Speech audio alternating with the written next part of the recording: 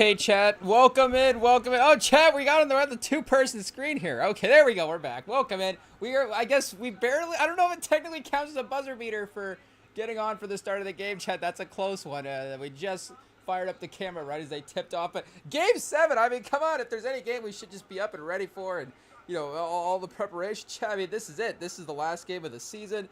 Thunder versus Pacers in OKC. The OKC crowd is fired up, and Indiana got the first points, chat. Indiana Halliburton with the step back. Oh, not great there, but the foul to start. And this is the first game 7 in, like we were looking at last time, chat, since that 15-16 finals versus the Cavs versus the Warriors in there as well, too. So, historic stakes all the way around. That was, I mean, maybe we do need, chat, I was mid-burp when I just voice cracked there. No, maybe, and we do need to view these Game 7s a little bit more checkpointy in league history like that. I know, looking at the last two would be a little dramatic, maybe, in just the fact that there is such a little bit of a separation between the two as well, too. Maybe there's a reason to try to find reasons and point to each of them. But, I mean, that Cavs-Warriors series is ultimately what the NBA has been trying to, replicate in some way for the last couple of years, but also just the like, that was perfect, chat. The stars were there, the drama was there, the storyline was there, the competitive basketball was there as well, too. I mean, it's arguably the best final series that we've ever gotten. But again, just what that meant for the league at the time of LeBron and Steph sort of entering into this new era of basketball with them at the forefront of the league. And maybe, Game 7, chat, is this it? Is this the new era of basketball? Shea and Tyrese Halliburton just at the forefront of the league, dominating as the faces, chat. Who knows? But Siakam got a top of the key 3. And Nembhard's defense on Shea just early as well, too, holding up, forced him back out to the 3-point. Rarely do you see Shea, when he bumps into that defender in that post-up, lose the dribble like that. But, I mean, that's Nembhard. I forget who we were saying. Somebody said, maybe it was Vicini on the, listening to him on Rasilla's pod talk about the guys in the draft, but he was talking about Nembhard or somebody, I don't remember it, but he used the phrase strong through his chest, which I was like, hey, yo. But it was like, okay, that makes a lot of sense because, obviously you could be a great defender. You could maybe even be able to be who is he comparing him to? Nesmith? It's like, yeah, I do feel like when Nembhard has had the contact on defense, he has held up a little bit. Better than Nesmith, but he has been obviously good in this series against Shea. Can we get the energy drink on mic, chat? Oh, I don't know if that who won the game last time we popped the top. I forget, but maybe Pacers, maybe Thunder. What did that one dog on Instagram say, chat? There's always that dog that's at the top of the stairs that's like shooting the basketballs into the baskets at the bottom of the stairs. And I remember the first couple of games, I think through game 3 or 4, it was pretty accurate. So I feel like it may have actually said like Pacers in 5 or 6. So maybe at this point it's actually, nobody actually expected a game 7, chat. Oh, Shea, the block on Halliburton. Early block. Not a LeBron James, game clincher clutch moment, but an early defensive highlight to add into the reel. Just a game where he could collect a bunch of highlights, 30 points, lock in a Finals MVP, chat. That's really what he needs here. I mean, he's got the team around him, of course, to get this win. Oh, nice little move by Chet, the spin. Gets it to go, chat. Soft little bounce off the front of the rim. The Thunder fans ignited. Everybody in blue, shout out. There was, last time they were in OKC Game 5, there was, there's a yellow shirt. Yeah, there was a couple of people wearing yellow in one of the, like right behind one of the baskets. Not necessarily behind the basket in the arena, but behind the basket from the TV screen, if that makes sense, from the angle that we're looking at, kind of in that corner. And it's like, oh, wait a second. Oh, yeah, there we go. They panned back. I guess we should say right behind the Pacers bench, as it makes sense, kind of wrap around that corner there. It's very jarring. I mean, for the regular season, I feel like they do a good job of, and maybe for the most of the playoffs in general, of coordinating, or just, the Thunder fans selling out, everybody buying up the tickets, and everybody just has those jerseys on, and it's, that seamless sort of flow in the fans. 11-6, chat. A couple of three-pointers here, a couple of long-distance shots by the Pacers have now almost doubled the lead. Hey, yo. ba ba ba ba. Was that a stutter? Or was that describing Halliburton just, you know, being lethal from the outside, chat? Hey, yo, ba ba ba ba. Tyrese Halliburton. I think IT edited it to make it sound like that. His offensive spark here in the first quarter has helped out. Good bucket though. Halliburton or Siakam, the little step back in the mid range. The first, not necessarily, well, not the first bad look, but Siakam not letting the offense sit up there. And then Shea drives the crazy finish. We get an early Shea foul, chat. Early Shea to the free throw line. Nesmith? Oh, Nesmith, settle down. They're going to do you dirty a couple times in this one, Nesmith. It is what it is. You got to be prepared. You got to be on your best behavior. Wait, why did they cut to Nesmith there, chat? Oh, wait, this is a different play. Dort with the pretty reverse layup, chat. Dort, the hang time. Hey, yo. Shea, which one's MJ, chat? Which one? Shea? Dort, looking like a little, MJ, yeah. Everybody with the hang time there. Who is sort of a Lou Dort character, chat? In history, he is kind of a uniquer guy with the, because he obviously with his strength and, you know, again going back to playing strong through his chest, chat. Hey, yo, he does feel like basically a 4 at this point, but he's the size of a 2 guard. Like I kind of think of Lou Dort as a 4, but. Again, he's like 6'5", so it's like, I don't, you know, I guess, is he Charles Barkley, chat? Lou Dort is Charles Barkley with a three-pointer? A different kind of, I think, ordeal. And Lou Dort might not be, I don't think he is 6'5", chat, as well, too. He might be a little, if Barkley's 6'5", then Dort's probably like 6'3", because I doubt Dort and Barkley are actually the same height if they stood like back-to-back. Halliburton again, chat! Hey, yo! 3 for 3 from Halliburton in the quarter. Has he? I mean, it doesn't even matter. He has 3 in the quarter, so if he's 3 for 4, you know, who cares? But unbelievable, chat. The heat check shooting from Halliburton off the pick and roll. Hartenstein just a step far back to give him the look. Hey, yo, Caruso going over the top. Are they going to have to bring in a different big to switch? Okay, chat, are we on the TV schedule? We're going to have to go to an early break because we're running around to get set up. So let me just cut to break. We got to set a couple things up, and then we'll be back. Don't worry, we'll get the game. We're not going anywhere, chat. Game 7. Let's go.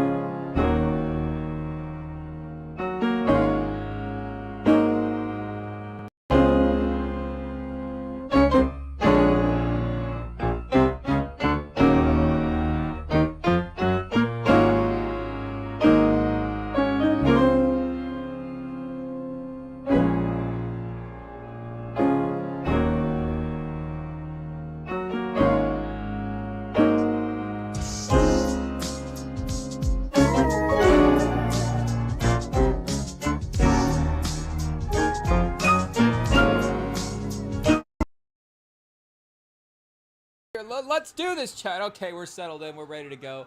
The game is firing back up on on a commercial here. So, is Galen Clark in attendance? I think were they playing earlier today, or were they playing yesterday, chat? Of course, they were on the slate for the weekend at some point, but the UFC cycle was, of course, a little mixed in there as well, too, this weekend, so being a little distracting. And then, I mean, just looking forward to Game 7 as well, too, chat. But great. It's a good thing that it's the star players, at least, right away.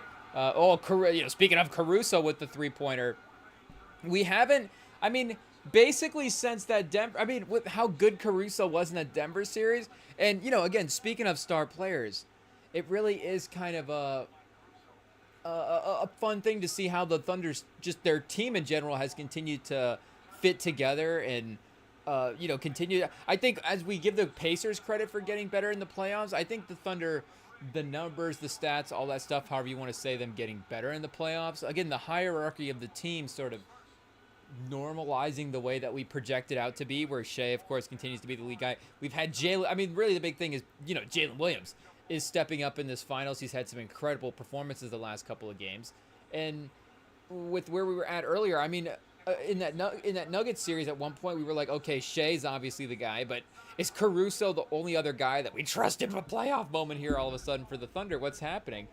And not to say that, again, we've lost the trust in him, but with the other guys playing better, with him sort of not needing to send like that, and he just hasn't had, was just awesome in that series as well too. So, not a discredit to him if that's his best series that he plays. Make no mistake.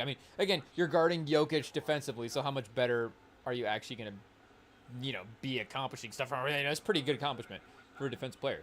So, it's going to be difficult to top that performance anyways. But just that him locking in transition stuff, the swing in the game, the matchup versatility of it, that is the stuff that we haven't seen from him necessarily at at quite the same level in the last two series.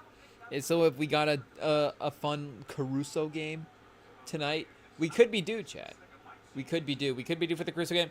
I feel like we could be due for the Chet game as well too, but maybe Chet's just not going to have a 27-point scoring, 20 and just above average, really good scoring game like that in this finals.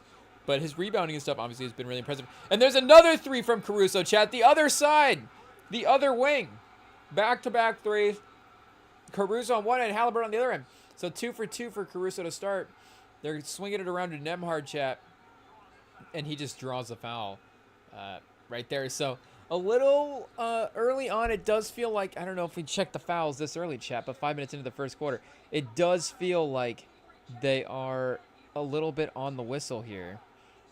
Let's see. We got 2 for Indiana, 2 for Oklahoma City. Okay, so I'm just anti-foul tonight, chat. I just don't want to see any fouls. That's all. That's what it is. So the refs. Can we play an NBA Finals game with no refs? Like, what about that, chat? I know, you just say whatever you want to say. Make the argument. Does anybody want to take the side and make the argument for the ref chat? I'm not even saying have the players call their own fouls. The game could definitely get a little bit chaotic at some point, chat. The physicality definitely could get crazy, and I feel like there would be not calling your own fouls, but there would be a say like, hey, what's going on here? A reset of plays every now and then for sure. But I just let them play, chat. Don't put refs out there. Just run the clock for and maybe you could even add time or whatever. It would speed up the game and maybe the way we want it to.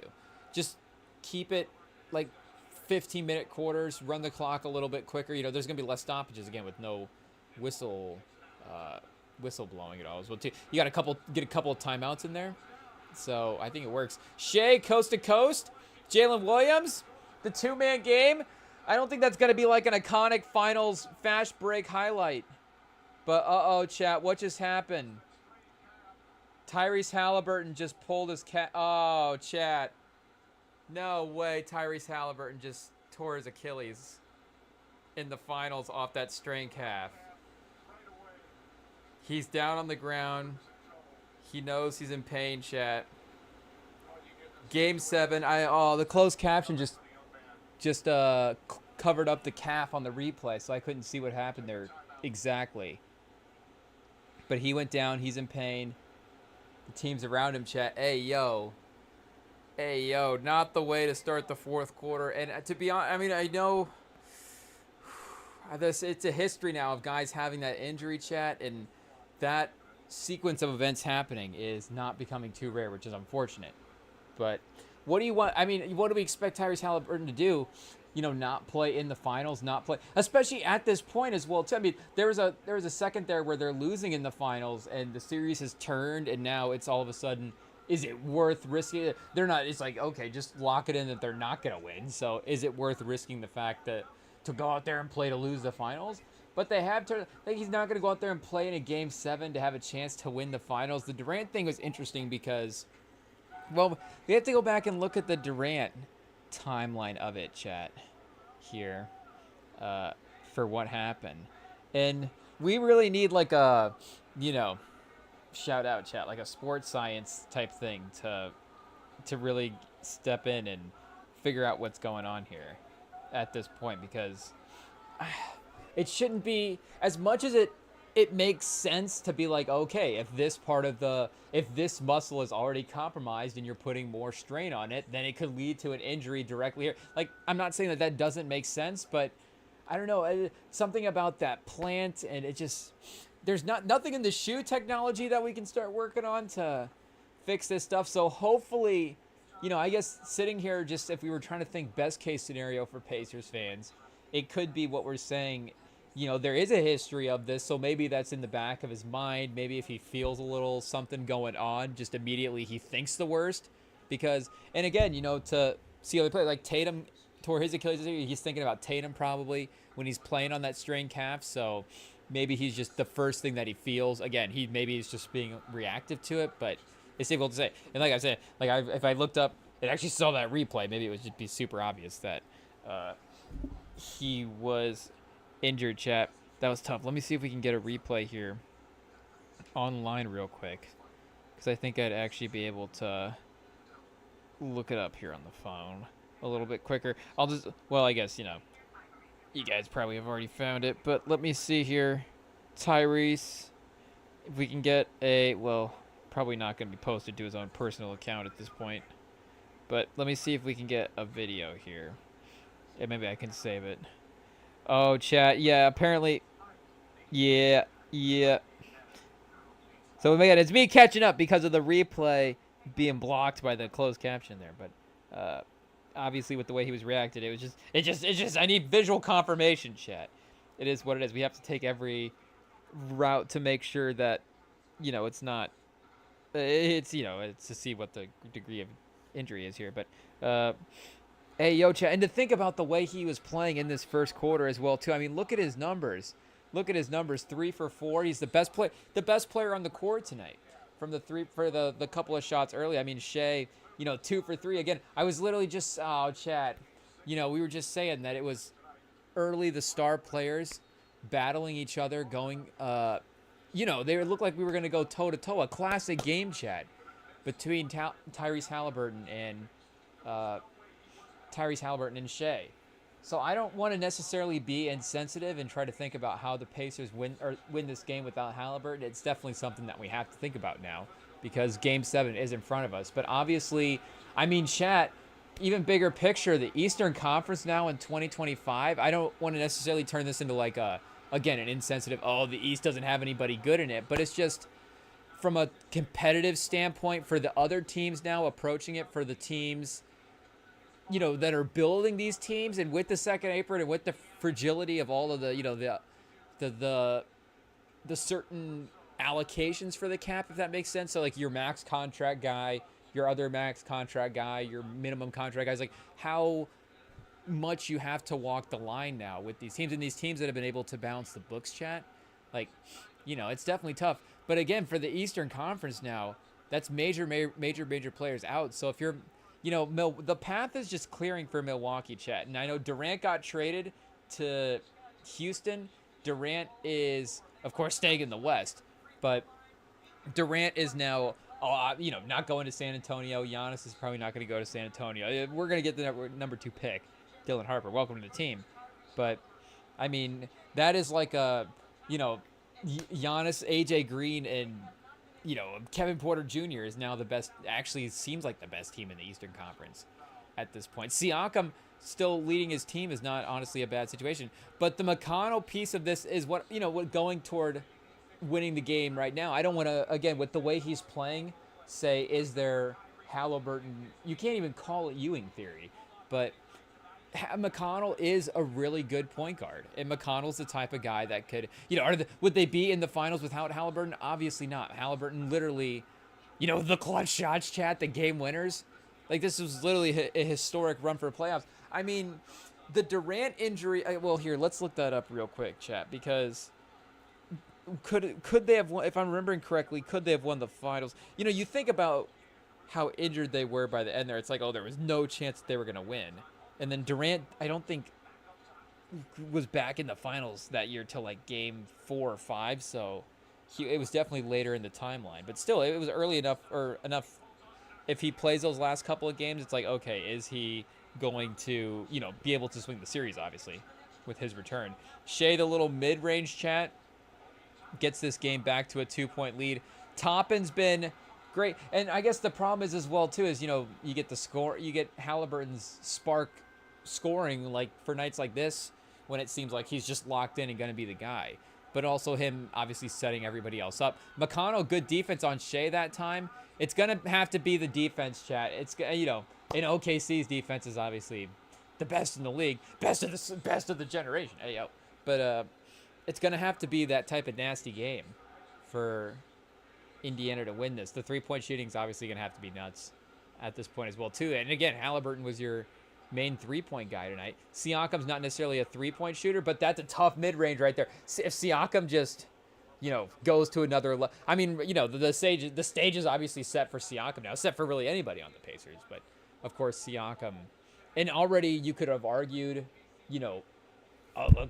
a best player-ish on the team. Him and Halliburton kind of 1A, 1B in that role, maybe a little bit more than, like, Shea, a 1 versus Jalen Williams 2. But now Mathurin on Shea, the little tough mid-range. So that's now 3 guys on Shea. I think this first, you had Nembhard, and Shea, again, it started good. He's 2 for 3. Seems like, and tough mid-range shots, not necessarily out of his bag. Is not new for Shea Gilgeous-Alexander to hit a tough mid-range shot. But again, that's 3 guys that have stayed in front of him and not necessarily allowed him to get to the rim as well, too, forcing him into that type of mid-range shot. You've Mathurin staying in front of him, McConnell staying in front of him off the switch. You had Nembhard staying in front of him. So that's the thing with Halliburton as well, too, is there is that little bit of a defensive thing in there that maybe I just, what are we going to get out of the lineups now that we don't have that level of player in the mix. So more Ben Shepherd. I don't know if it's called Johnny Furphy up at this point. We've been seeing Tony Bradley in the mix a little bit the last couple of games. I don't know how what the minutes plan was for a Game 7 to just really, trim all the fat off the bone at that point. But maybe they have to get back into some of those bags. But for that series versus the Raptors, chat, Durant played, I guess what game was it here? It doesn't say in his game log. It was, they won that game by 1 point. Oh, so it was Game 5. Hey, yo. So they were down 3-1 by the time he made the return at that point. So, Steph and Clay, chat. Hey, yo. Should this series have been a little closer before? Well, maybe we go back and give this series a rewatch just to see what happened. But, again, Durant necessarily didn't the point being Durant didn't necessarily impact this finals either way, or if he was able to, well, I guess like we were saying, if he was able to switch the last couple of games, then that would have been interesting. But and he was great this playoffs as well too. But I guess the point being with the way the Pacers were playing here, like this could be up there with the most devastating injuries in the finals, chat. Again, I'm not the NBA history guy to go back maybe 70s, 80s, just right off the top of the head and figure out what those are. But you think even like Kyrie getting hurt, and I know in the finals is specifically as well is, a specific way to filter it out as well too. But like Kyrie getting hurt in the 14-15 playoffs, there's obviously multiple injuries throughout history, and Giannis every year that he's ever gotten hurt. But Giannis again, the one year he was healthy, he didn't get hurt in the finals. Jokic never got hurt in the finals. Davis, I think, missed a couple games in the finals when they played Miami. But again, the Lakers ended up winning that one, and LeBron, Finals MVP, awesome series. And you don't really remember that as like obviously it wasn't a deterring factor because they were still able to get the ring. But to deter a team, and for a game, OKC is obviously the better team, favored on their home court. It's a first quarter injury, so it's difficult to say what's going to happen for the rest of the game, obviously. But again, with the way he's playing, with the way the series has had the close games in this series and the Pacers have competed with the Thunder, you wouldn't necessarily be surprised. So they're looking at 3.5 quarters away from winning an NBA title, chat, and your player goes down. This is brutal, chat. This is brutal, and then to lose him for a season as well too, because man, like in a game 7, I know if we were just comparing painful finals moments, obviously the Spurs have had maybe the most painful finals moment of any franchise, and I don't even want to talk about it, Chad. I'm just gonna start getting lightheaded thinking about that buzzer beater again. But that was still took place in a game 6. There was a game 7 to make up for that as well too. And again, if we're just comparing the types of plays that happened, nobody got hurt. The play directly led the team to running it back next year, and then directly led the team to winning the title. So there was redemption for that play as well too that followed, that was able to make it a little bit more tolerable.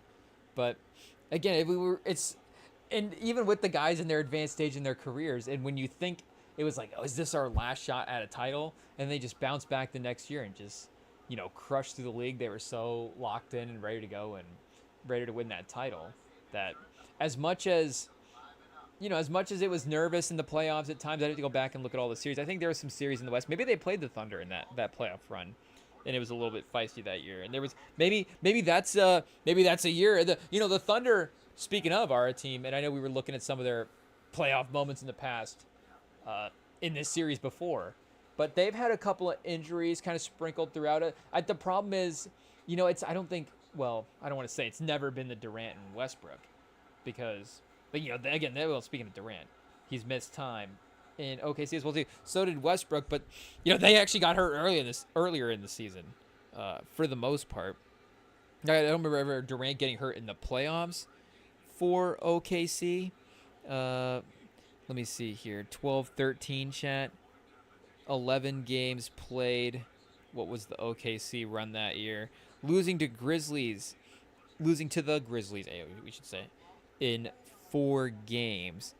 Like that year for Brooklyn, was hurt the entire. So I guess, that Brooklyn season should be a season that we mentioned as well too, because you ended up having all of the other guys. Was it Kyrie got hurt and then Harden got hurt, or just Kyrie? And then maybe Durant was kind of limping around there as well too for a second. But that was kind of a shifting one, because, in a game 7, here, let's go back to that series, I guess, since we're just stumbling around thinking about it. Real quick, it wasn't the 4 games, because I think that was against Boston. 12 games played, lost a 7-game series. So this one went down to game 7. Speaking of painful moments, foot on the line, obviously, iconic stuff. But then sorry for Nets fans that it's iconic in the other way. So obviously Kyrie for this game, but he didn't start game 7 and then get hurt. He got hurt. So game 6, not a great game for Brooklyn, 89-104. And they didn't have Kyrie for that one either. Durant with 32, Harden with 16. Joe Harris, you forget how much they were like, okay, well, Joe Harris, I guess, is now our third option on the team. And that should have worked out a little bit better than it did, honestly, Chad. I guess, game 7, losing the way they did to Milwaukee is still basically about as close to working as you can get. But maybe Kyrie got hurt earlier in this series as well too. Let's just go series summary here and see, because he wasn't in games 5, 6, or 7 the last half of the series. So the next game, he only played 4 games. in that series. So, again, potentially final swinging in a way. Milwaukee even was I never remember the years, chat. Yeah, because 21 is the year they won the finals, and then 22 is the year that Steph and the Warriors won the finals. I always get those against Boston. I always get those two mixed up, but yeah, do they go on to obviously get the win over Philly in the finals that year? In Philly or Philly, chat, Phoenix in the finals. Was there some realignment that we were unaware of at that point, or I guess that you guys were unaware of? Philly was in the finals that year, but yeah, could they have taken down Phoenix? Phoenix again has had some injuries as well too that have definitely hampered their final runs, but this is up there, chat. This is up there. So, I guess Siakam doesn't have to win the game necessarily for some legacy stuff, but 25-25 early, there was definitely a chance that this could have spiraled quickly without Shea on the court, or without Halliburton on the court.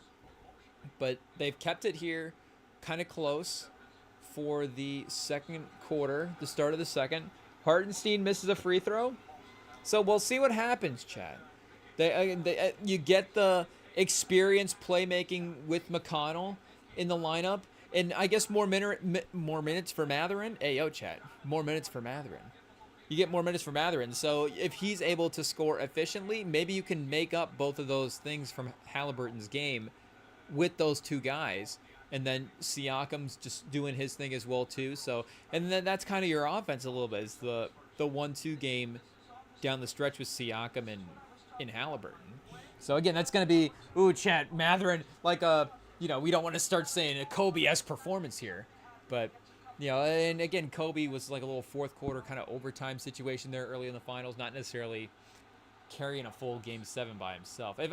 Maybe he had a full game in the Western Conference Finals that I'm not remembering, or Western Conference playoffs as well too, but I'm not remembering. But that finals against the Pacers itself, Shaq, I think, fouled out in the fourth quarter of that game.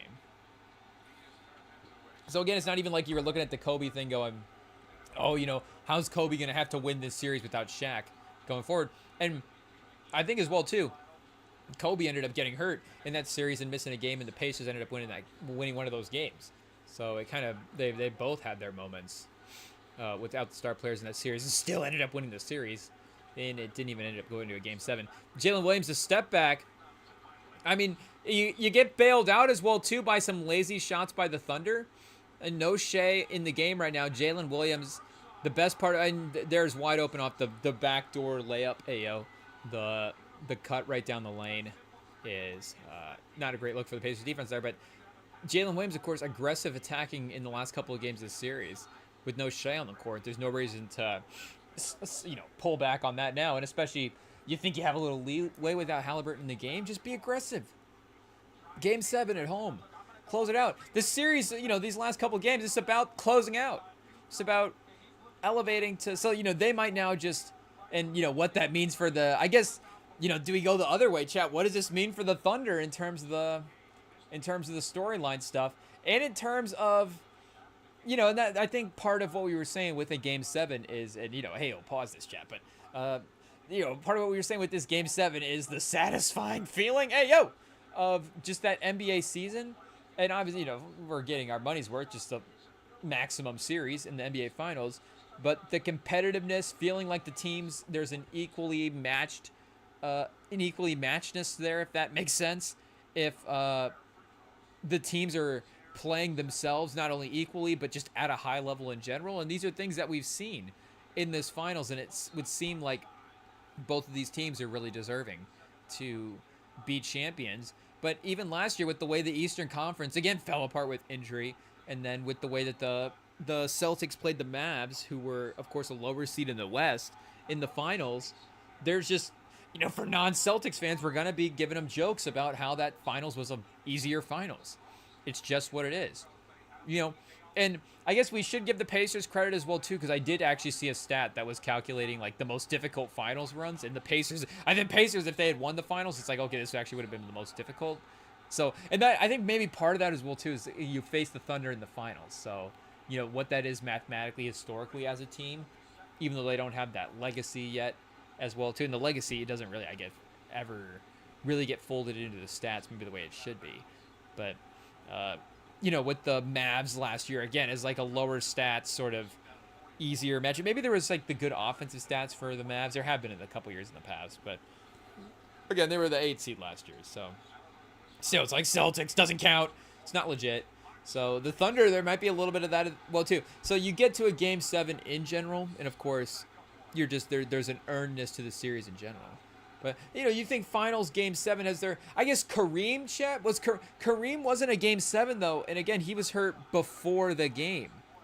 And you have Magic Johnson as well, too. Granted, at that time, a rookie, you don't quite know exactly what his career is going to be, though. You can necessarily project a little bit at that point, and it's not like he hadn't been good as well, too, in that playoffs.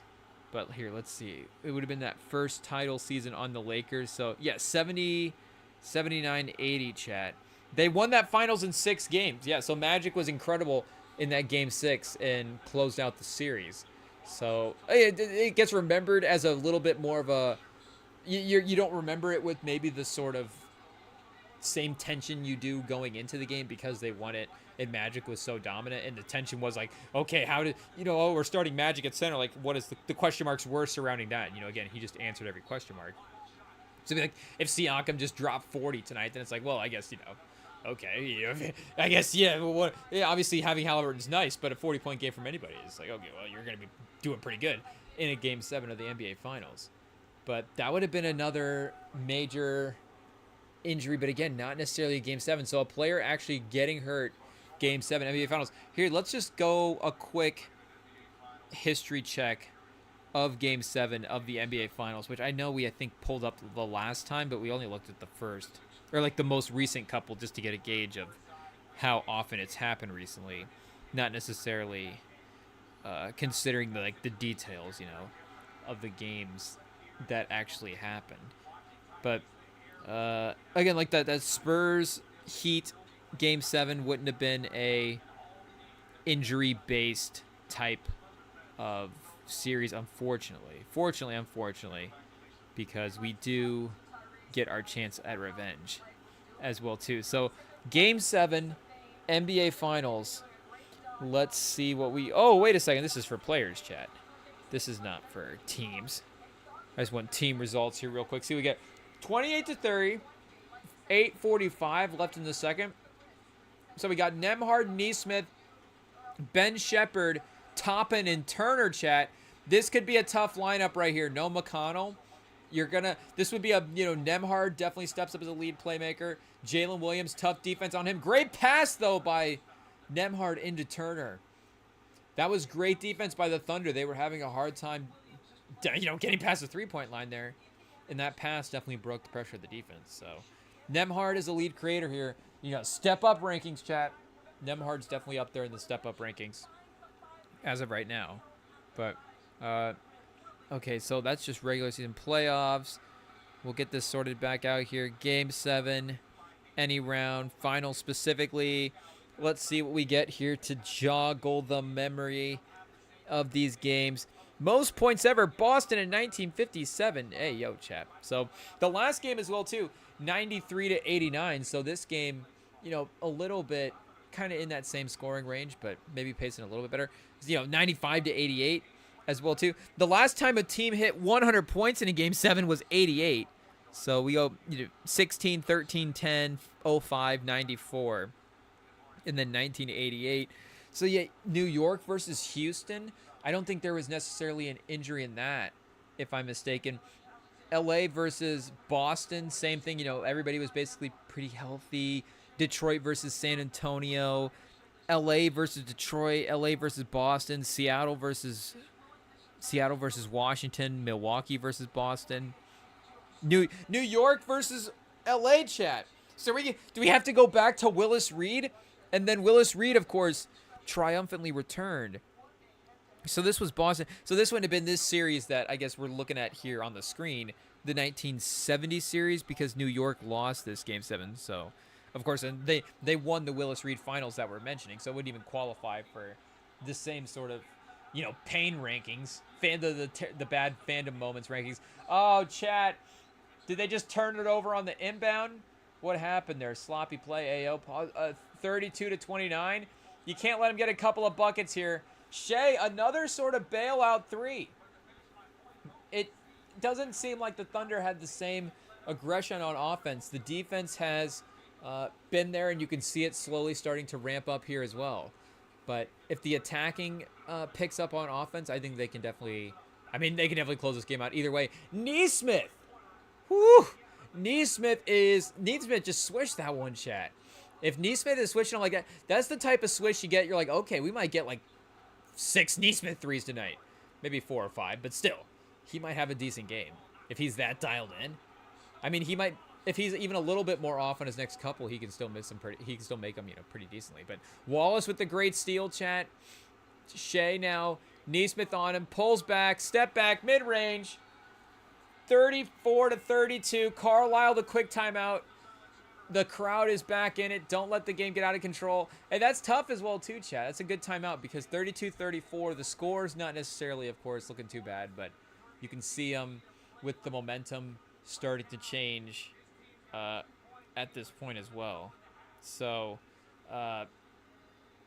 first quarter here, chat, or second quarter, is at least still keeping it close, but we'll see after this timeout if the Thunder are able to turn it. Okay, chat, we've got a quick break. I don't want to spoil anything, but let's just say, maybe Game 7 of the NBA Finals. Maybe a Kevin Durant trade. Maybe we had to call in the big names, chat, for tonight's tonight's show on the REMINGTOM pod. So give us a second. We got to make sure that our the bat signals are sent out, the links are sent out. We're good to go. We'll be right back.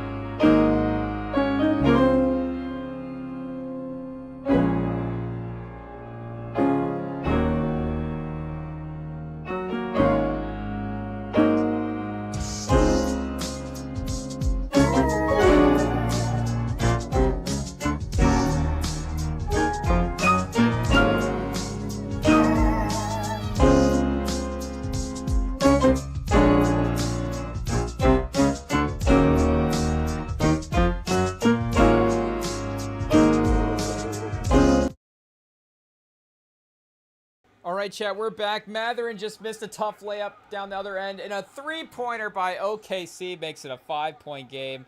2 minutes left in the second quarter. Uh-oh. Hopefully this is not the turning point of the game right here, chat. You know, we've had it. It's been a great season. It's been a great series. It's been a great run for both these teams, but this might be the point, chat, where the season starts to wrap up right here. This might be the official start of the end of the season. Oklahoma City, they had there was the pictures of the buses, chat, which parking the buses in the tunnel right before the game is kind of a wild move. You know, do you need them right away? I guess you're probably going to need them in some way after the game, but again, it did seem more parade-like as well too. So you're not going to go right from game to parade. Well, you're going to go from game to party to having. So you're going to go from game to celebration. Make no mistake. Oh, a missed free throw, Chad. So by Indiana, that's a couple of points now left on the board in the last couple of possessions. Of course, it's unfortunately, but you do have to play with the perfection without your best player, without your all-star level players in the game. I mean, and it's not even of course you have to play with the perfection. That might be a little way of overstating it. It's just your really good players are probably your more efficient players. A guy like Tyrese Halliburton is just a more efficient player. So a guy like Matherin, who maybe is not typically more efficient, if you're going to need to replace Halliburton's production, you're probably going to need to replace with some efficiency as well too. McConnell missing a little mid-range jumper. There's Case and Wallace, a three-pointer on the other end, a confident three, chat. Right in I don't know who was on defense there, but he wasn't necessarily wide open. So, no, shout out, chat. You love the confidence, but you love the opportunity to keep the Pacers in the game as well, too. Just feed Siakam like 4 times in a row here, chat. 6 minutes left in the second half. We're getting into the phase where he can kind of just carry. I mean, you're not going to necessarily bring him out of the game at this point in the second half anyways. So, McConnell navigating, chat, getting into the rim, getting into the lane, laying it up. Great little navigating there by McConnell, but that is a credit to Halliburton as well too. As McConnell, again, you would give him that sort of point guard status of a guy who's really good at setting up and the playmaking and all that stuff, but he is a little bit more not necessarily score first, but looking to be aggressive in that way when he is out there. 36-37, chat. Here we go. Reggie Miller, a couple of rows back. Not necessarily front row this time. Has the love of the entire arena and the entire state behind him. He is just sort of blending in at this point, but he's still got his jersey. He's still got his hoodie. He's still got the little untucked vibes going as well, too. Nembhard with the drive, chat. So, for Halliburton as well, too, I guess it was, Siakam, if they win this game, would kind of, not necessarily lock in the finals MVP, because I guess a guy like Nembhard, if he's awesome offensively here for the rest of the game, could be on pace. Is Nembhard, could he potentially, with a great game, like swoop in and steal finals MVP, Chad? Because he does have a little bit of the defensive thing going for him that, guys like Kawhi and Iguodala have had with guarding the team's best player and having some good success with Shea as well, too, to some degree. So Shea, 30 points a game for the series, but definitely more explosive earlier on. So, pause. But Nembhard, where's Nembhard at, chat? Here he is. 11 a game for the series. Great balance for the Pacers. Top it at 13. McConnell at 11. Turner at 11. Nembhard at 11. Matherin at 10.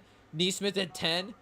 Halliburton at 15, and then Siakam at 20. So Siakam was, at this point, definitely up there in the scoring number, chat. 28 and 4. Halliburton at a 15, 5 and 7. And Siakam even more efficient shooting the 3 at this point in the series as well, too. So there is basically, blocking in his argument if they were to win this game as well. But, chat. Look who it is. Look who it is. Let's get him in the call here real quick and see if we can get everything switched over appropriately. Oh, it's just going to be a double zoom screen. Oh, chat. There's the hairdo right there. Okay. Unfortunately, we have to talk about Halliburton going down is going to be the pause is going to be the main storyline of the game. But celebrating the Thunder winning the finals as well too. Kevin Durant, getting traded. Cooper Flag on the eve of going to Dallas. I guess there's other, is that also chat? In a sort of, I guess it's not necessarily the same sort of painful rankings as the Pacers, but you know, is that the ideal destination for Cooper Flag? It's not bad though. It's not bad. Hey, look who it is, chat. Gabe 7. We get a call from our boy. He's calling in. Durant's on the move. Durant's going to Houston. I don't know which one's more exciting at this point. They're not more exciting, but more interesting. More on the mind. Durant trading. Halliburton injured. Thunder about to win the finals. How are you digesting all of this basketball information right now? It's a lot. It's a lot right now. I looked at that Halliburton injury, and his face was one of the faces. Like, I feel like as a professional athlete, you know your body pretty well, Mm-hmm. playing 1,000 games, doing all this time to get to this point. And so I almost always I don't trust what the team says or whatever. I almost always trust the reaction in the moment. And you see his reaction, and you can tell he's done. He's cooked. He's Yeah. out for at least a year plus. And now this, I mean, of course you don't want him hurt. Of course you got LeBron dropping F bombs on Twitter and everything. And look, LeBron's getting into it. Yeah. I will say, I think this takes this game to another level because if OKC chokes this, like this was Mm. already it going to a game 7 was already fringing on like this is getting ridiculous. Yeah. But this will be clearly far and away the biggest upset of all time if OKC with the Mm. MVP, everyone at home healthy, cannot beat the Pacers without their player who, I mean, is he top 15, top 20? Hopefully, we want him to be healthy, but we're not trying to kick him while he's down, but they don't have their number one option. They're at home. They have the MVP, and it's still a 4-point game. I mean, this Mm-hmm. we may be seeing the biggest choke of all time, which is crazy to think. Especially with the last game 7 being technically a choke, even though the other team had LeBron. They haven't necessarily even had the Siakam has just had like 4 possessions in a row where he's put the team on his back. There's still a balance. They're still moving. The OKC I think is still playing pretty good defense in this game as well too. It's just been some good passing and been finding the open cutter as the possession winds down. I mean McConnell's back in the game for the end of the second half, and we got Shea in as well too. Jalen Williams. The Thunder have just been a little. They've been a little not too aggressive on offense, to be honest. I don't know what what's their 3-point number for the first half here. They're 4 for 15. So you've got Indiana at 6 for 13. That's going to be part of the recipe there. Definitely keeping that 3-point shooting over where the Thunder are at. But the Thunder haven't even been the 3-point game hasn't even been. It hasn't been working for them, but they haven't even been taking threes in this series as well too. So I don't know the point in Game 7 and just feel like they're settling. But the Pacers swarming. Do you have the game on right now? What time are you at? Yeah, Are we synced up almost? I'm at 320, 319. Okay, yeah. So we're pretty close. At 313, we're Yeah. right there. We're right there. So No, but I mean, the OKC hasn't shot the ball well all series.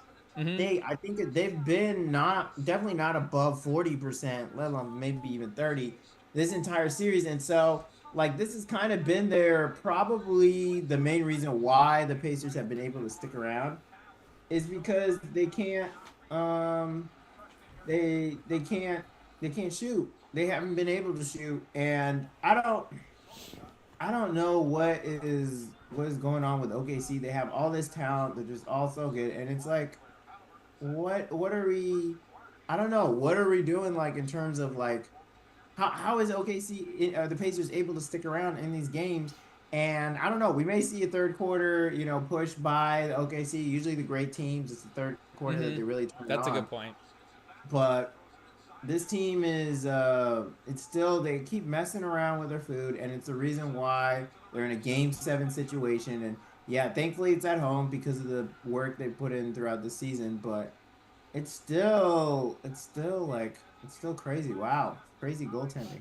Oh, they got him with the goaltend on that. And I gotta Yeah. say, like the OKC crowd, they're up by 2 right now. The OKC crowd has had a tenseness to it. I think the Indiana crowd has been a little bit better than the OKC crowd this series. The Wow, really? OKC crowd kind of, I mean, you can feel the tenseness in the arena for some of these moments. And again, I get the Yeah. situation. You don't want to be up 2 here, but also you are still up 2. You're not losing. You're not necessarily playing well, and the team is still down, and they don't have their best player going into the second half. Like you're saying, that third quarter push is necessarily there. Dort for 3. Oh, well, maybe that Dort 3 is probably gonna not make you feel good about what you're gonna get in Yeah. the second half. But Jeez. yeah, I mean, if you're They're looking still for, hustling. They're still fighting, though. they're hustling. But if you're looking for home court advantage, I'm just saying, like, I feel like, and I mean, maybe this is not, again, unique to the Thunder crowd as well too, but doesn't it kind of flip the other way when you can kind of feel the tenseness of the moment, and now you're battling the tenseness of the crowd versus them actually having your back. You're like, oh well, we can't let this crowd down as well too. And I mean, do you still have OKC to win this game? I still think so at this point. I think what you said about the third quarter is definitely true, and I still would trust Shea at the end of this game and Jalen Williams. Yeah. A couple of buckets if they need them.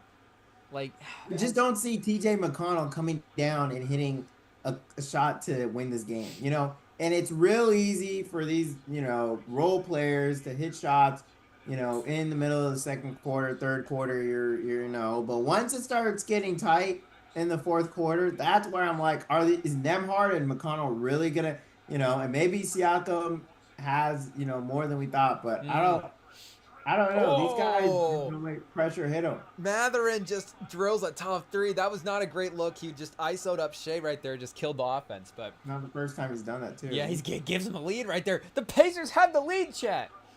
43-42. Is this already? Do we just give them the ring at this point? They just took the lead with the Thunder without Tyrese Halliburton. Oh, double dribble by Hardenstein. They're phased. Whoa! They're rattled, chat. I don't get it. They're rattled, chat. So, I and don't the know how problem is as they're well rattled. too. What are they rattled by? The other team lost Halliburton. Like, It's but the fact that I think you're right, they haven't closed out this game. They're like, wait, what's going on? And Carlisle at halftime, like you're saying, I think you definitely would trust the Thunder and to reset and play a strong third quarter.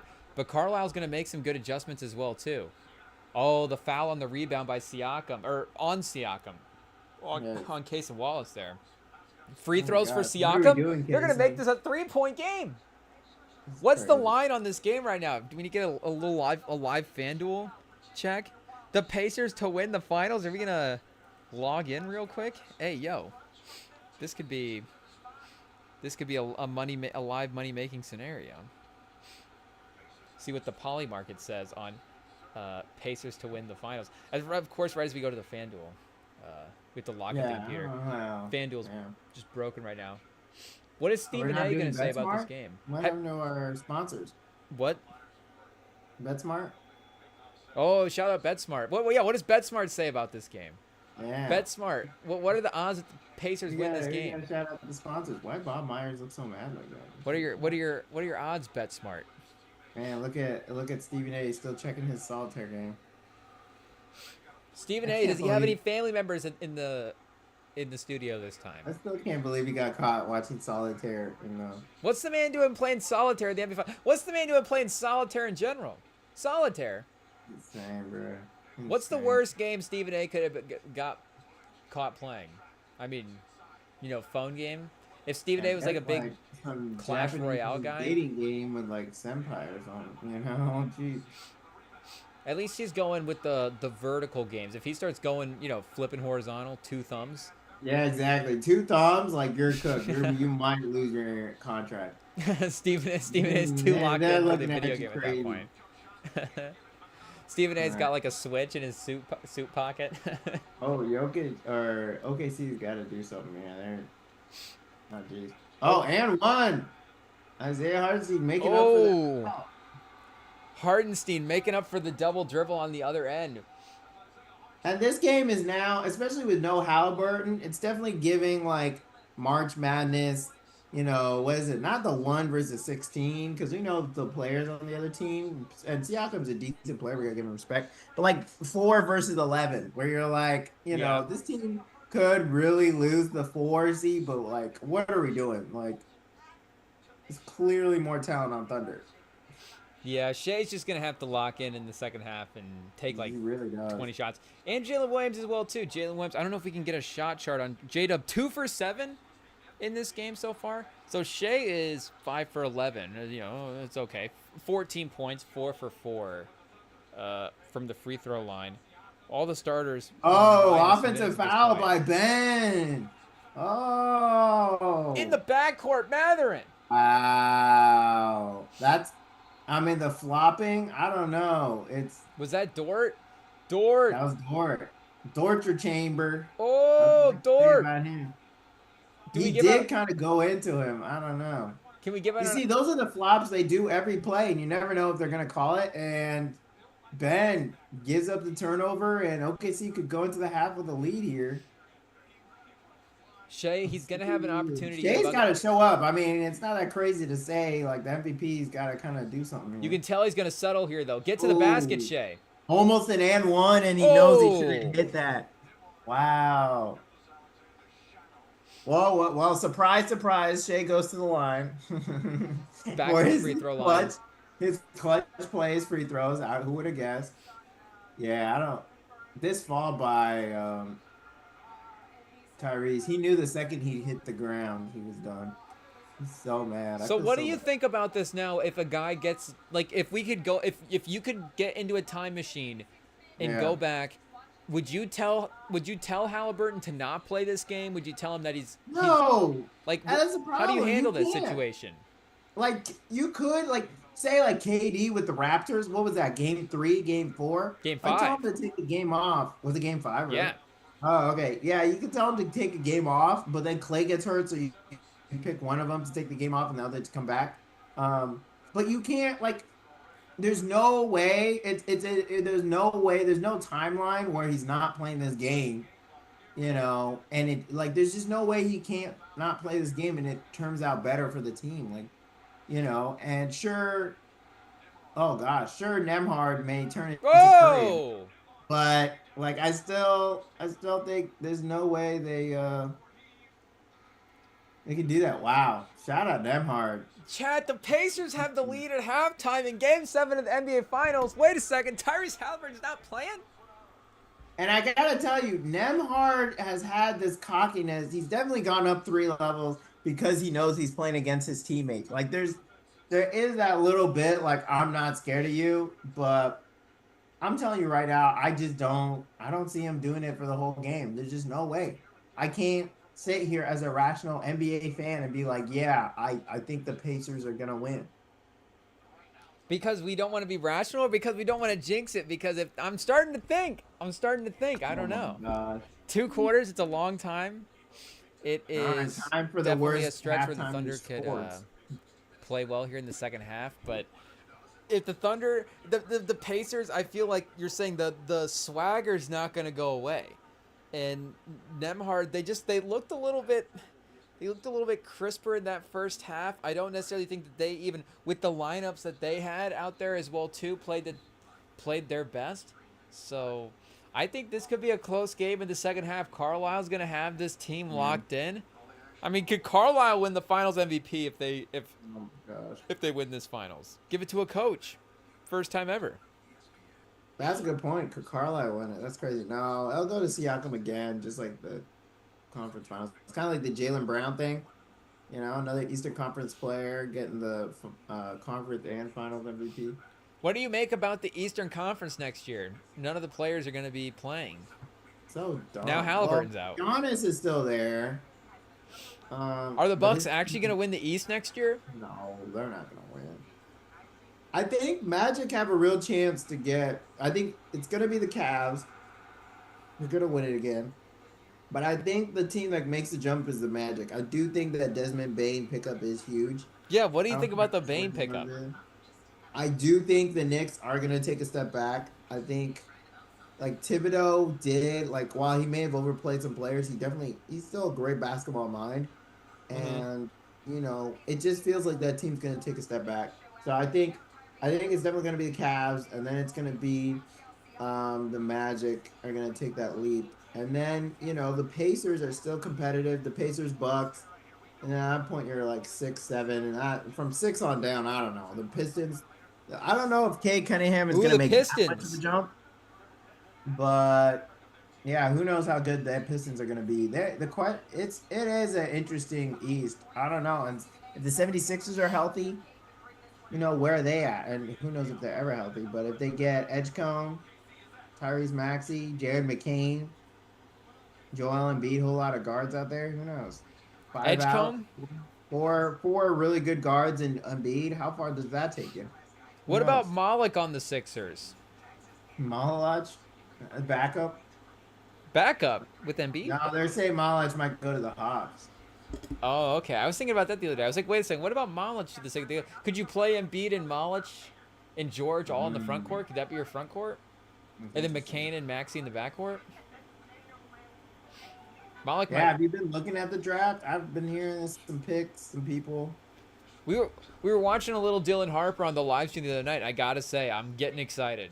All right. I am getting excited. I was having a good time watching the highlights. I like the type of player that is. There's a little bit of some Shea Gilgeous-Alexander, a little Cade mixed in there as well too. It's fun. I think the 3-point shooting thing is, Steph Castle was a guy that was like, okay, the number's a little lower, but the form looks good. We'll just see how it translates, and if it's one of those things where if it ever just, for some reason in college he was not a great 3-point shooter, but Yeah. his form I think will actually be good in the NBA. He might be like he could be a high 30s 3-point percentage shooter year one if he takes smart looks, because he could get more looks as well too. The thing I did notice with him as well as watch him a little bit is he is more of maybe a two guard than well, not necessarily two guard, but you get what I'm saying. Like he is Yeah. more of a score first player than I was maybe thinking with the way the conversation was him Exactly. as like a That's point the guard. question. Not to interrupt, but that's the question.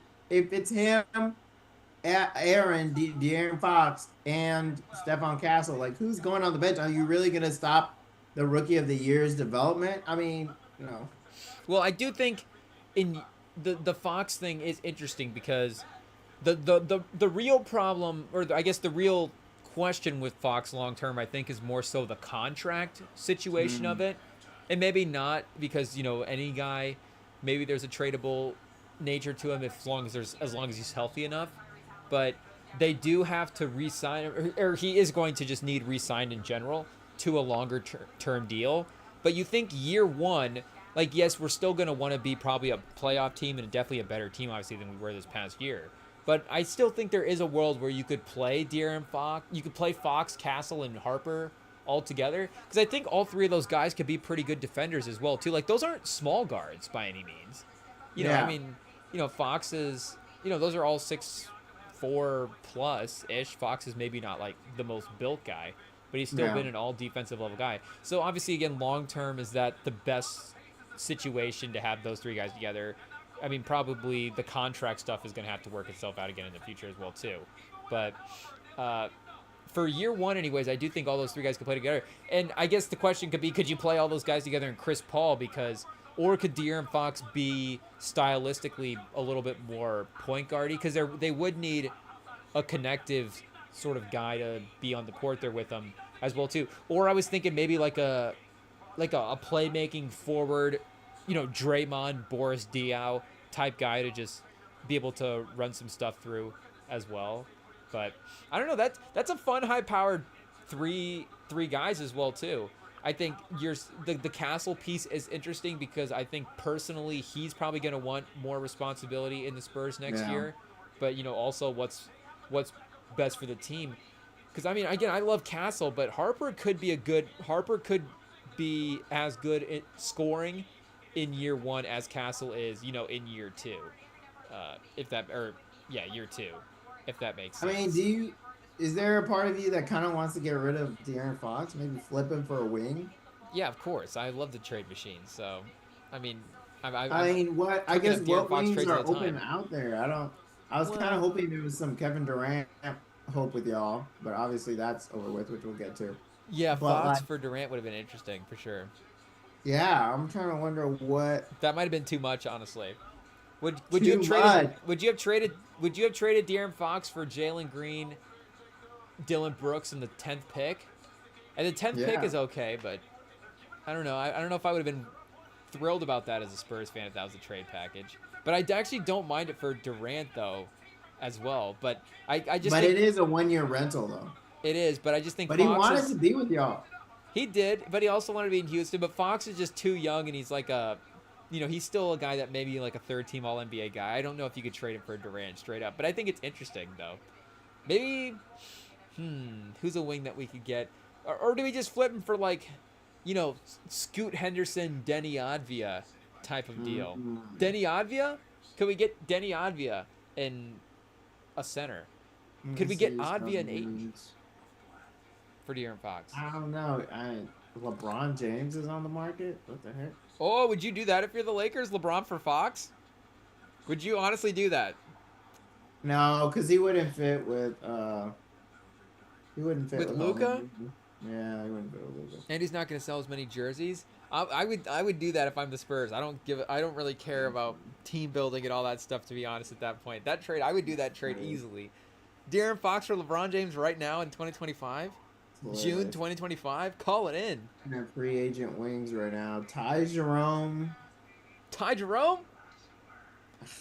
We can Trade run for back. We Dennis. can make up for our Austin Reeves mistake last year and sign Ty Jerome. That's too many guards. Cass is a wing. Michael Porter. That's okay. He's so good He with would fit Jokic. better. He would fit better. He's shooting. What about Jeremy Grant? Jonathan Kuminga? Kuminga? No, that's okay. Fox? I think they would take him though. Fox for Kuminga? Yeah, the Warriors would do that for sure. For sure, he'd been really nice to have next to Steph as sort of a secondary playmaker. I mean, you think about running Steph off the ball next to Fox, could be really interesting. Yeah. Kuminga is definitely more of a after off-ball playmaker. Team USA and all that, and Popovich sending Fox home, I haven't trusted Fox's development, and I don't think the Spurs front office really likes him. I don't know. Maybe you could give us more insight. Like, is there really a future for Fox in San Antonio? Well, again, I think it's what do we mean by future? Is he going to be there in the next 10 years? Probably not. But is he a guy that can bridge the gap between them building this team and potentially, being a guy that's there for them with the playoff run this coming year? Like, definitely. And I think with what we've seen with Presti building this Thunder team. Sorry, breaking news. Halliburton's dad is giving breaking news to Lisa Salters that his son exited Game 7 with an Achilles injury. Yeah. John Halliburton confirming it. John, I don't know if he was supposed to leak that information this early. No, he definitely wasn't. Tyrese Halliburton in the ambulance on the way to the hospital. John Halliburton's like, yeah, we're going to get the Achilles scan right now. Oh, God. It's like, okay. So I don't know if he has league permission to be talking to Lisa Salters. He definitely leaked information, but it was pretty clear he tore the ACL. But Lisa Salters also good at her job. She knows who to talk to. Shout out. He was standing in front of the door. Like, if you look at the video, he was standing right there. Like, I mean, you're just doing your job if you're going up and asking, like, hey, is he okay? Like, what's going on? Most assists in Pacers postseason history.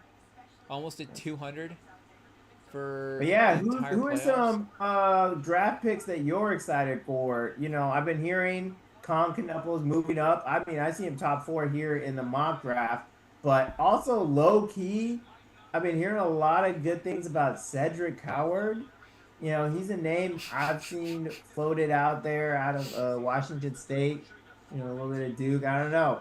Now there's some players. Danny Wolf. People were saying, of course, we love Danny he Wolf. Moves 5 out with the Hawks. I don't know. What are some names? I mean, is that not what the Spurs need? Because the defense. That's actually who the Spurs need right there. That's the perfect guy. That's the perfect guy. If we take Dylan Harper at 2 and Danny Wolf at 14, I'll be the happiest guy on the planet. It's insane. I don't know, but there's definitely some interesting picks. I don't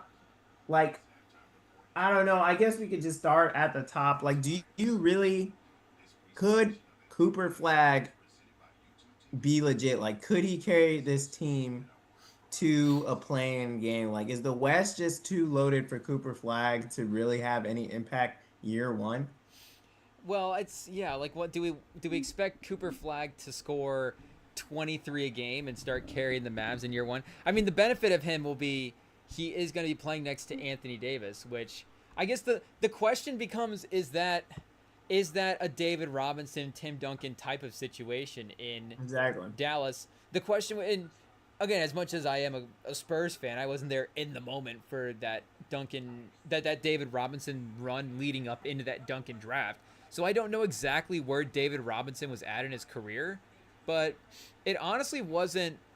I can't imagine it was too far off from where Davis is at right now because again, it's not like do we want to argue about whether or not Davis can carry a team to the title at this point in his career? That's one thing, but I think we could both admit that when Davis is out there and when he's playing, he's still obviously one of the 15 most impactful players on the court, or one of the most 20. Like there is still a ceiling with him out there when he is playing. Again, I think the game to Yeah, game he's still a consistency great and all. Yeah, player. he's an amazing player. So that if Cooper Flag is just again another superstar in the mix, and then how is their roster compared to the Spurs, and then as well too again, like you're saying, the West is just so stacked that. But that's also is their roster as good as the Spurs roster was around those guys back in the day. So I guess it's not off the table, and I guess the only other difference would be Duncan was at year 4 at that standpoint versus Yeah. Cooper Flag is a freshman. So it is probably a little bit too much to even say that Duncan and David Robinson is on the table for this duo. But I wouldn't be surprised if that's not like is that well, I guess they won the title right away. But what would Exactly. like You ready for a hot take? they're gonna win the title year one? The Mavs are gonna be no a bottom four team in the league next year. With Oh, AD is gonna Cooper go Flag out and within. Dembasta. He's gonna be gone with AD is gonna be gone within the first 3 months of playing. He's already coming off an injury while playing for the Mavs, and he's Oh, not gonna don't be say any that. more healthy. Like he's gonna get hurt next year, like he always does. And Kyrie's already out for the year, so it's literally like Cooper Flag and a bunch of role players. And I think we'll see. Is Davis gonna be on the Spurs in February? I don't know if Davis is getting traded. I think we'll see like a lot of growth. I think there'll be a lot of shots for Cooper, but I am a little bit worried it's going to teach him some bad habits because, like, up to that point, he's been playing with other talented players around him, but now, like, and not saying the players in the NBA aren't talented, but they're not on the same level as the rest of the West. And so he's going to get in a lot of situations, bad shots. I think we're going to see a little bit of an Anthony Simons kind of season from him, like with the Trailblazers, where it's like he's gonna have like 40, 50 point explosions, some crazy plays.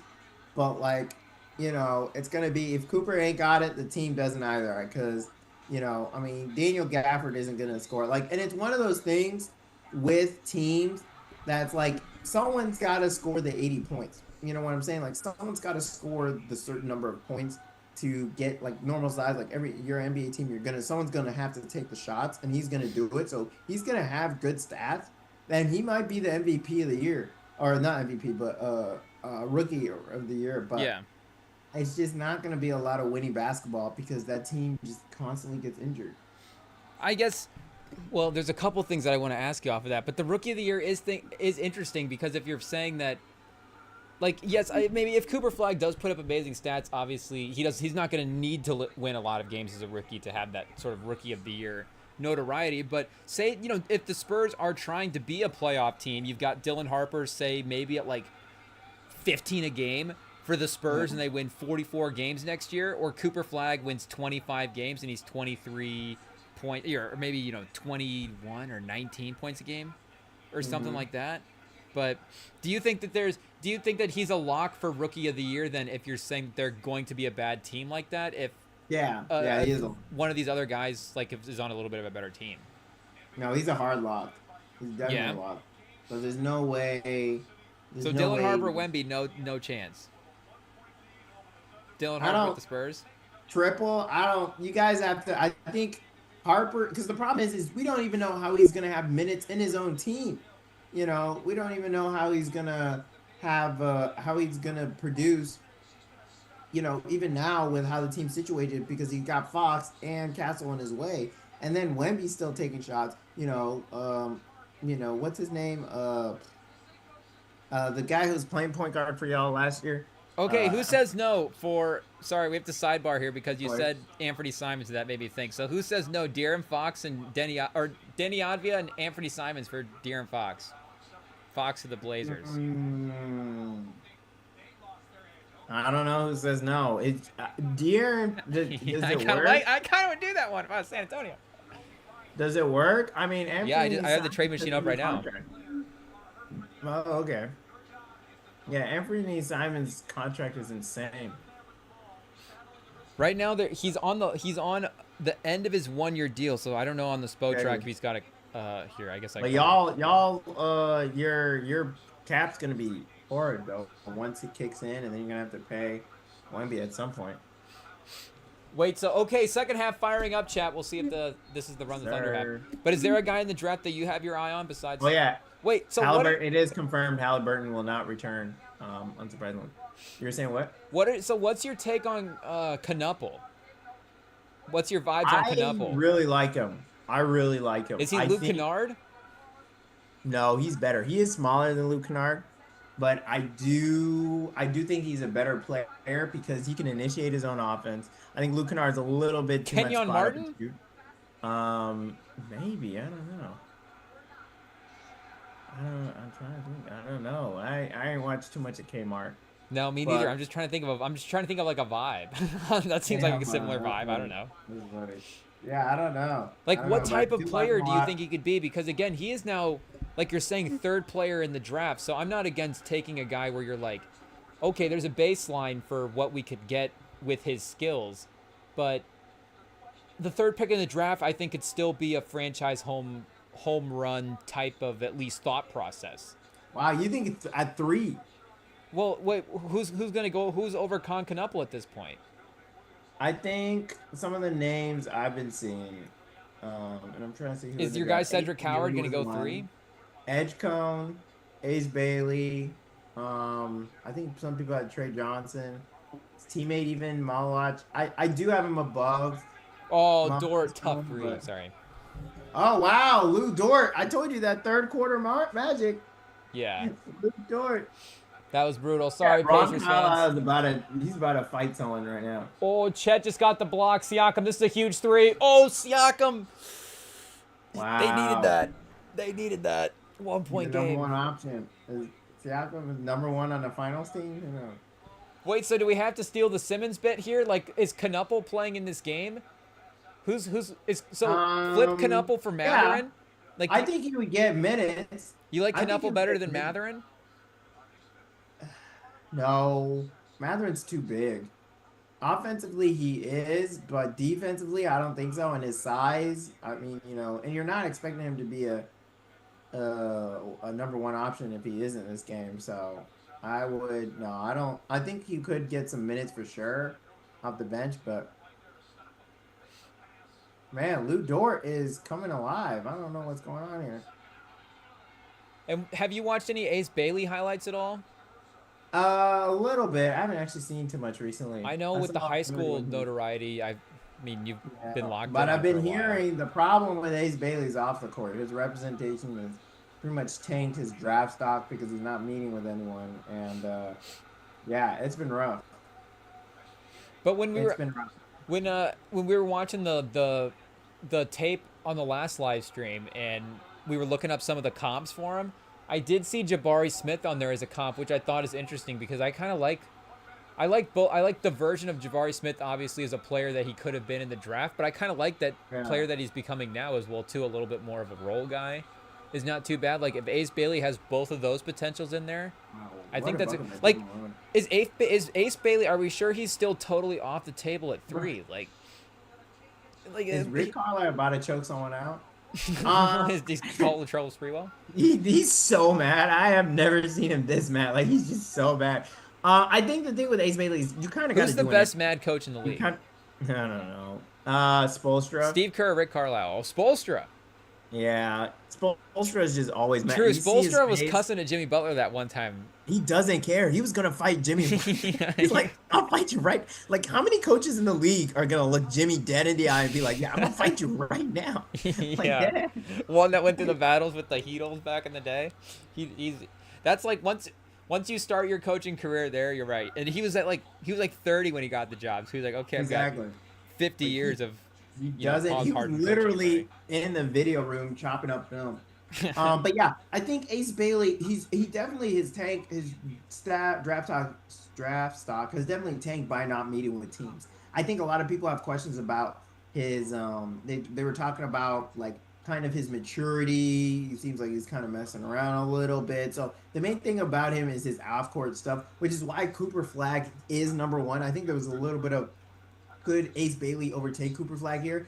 And it's clear like Cooper Flag, he's got the dog in him. He's so competitive. And I think that was on full display against Team USA. And that's why I got so hyped about it. Not just because he was hitting some shots, which any player in this draft could. Like anyone can go out there and hit shots when you're at this level. But just the competitive nature to be like, oh, that's LeBron, that's Kevin Durant. I don't give it one. Like, I don't care. I'm gonna go out here and hit threes over your head. Like, I just don't care. And I think that's why Cooper Flag's clearly number one and ready for this moment. And I may give him crap and say his team is in the bottom three, but that's just because how good the West is. Like the West is just stupidly good. How Hmm. considering when you look at the talent there, when you're like, wait, is Desmond Bain like a top five player in the East? Like it's kind of ridiculous how I know we're low gonna do a have gone bit down in when the the East. season's done here about who's gonna be the All-Star team in the Exactly. East. Like, can they even field 15 guys? Like, who's worth playing after Jared 10? McCain.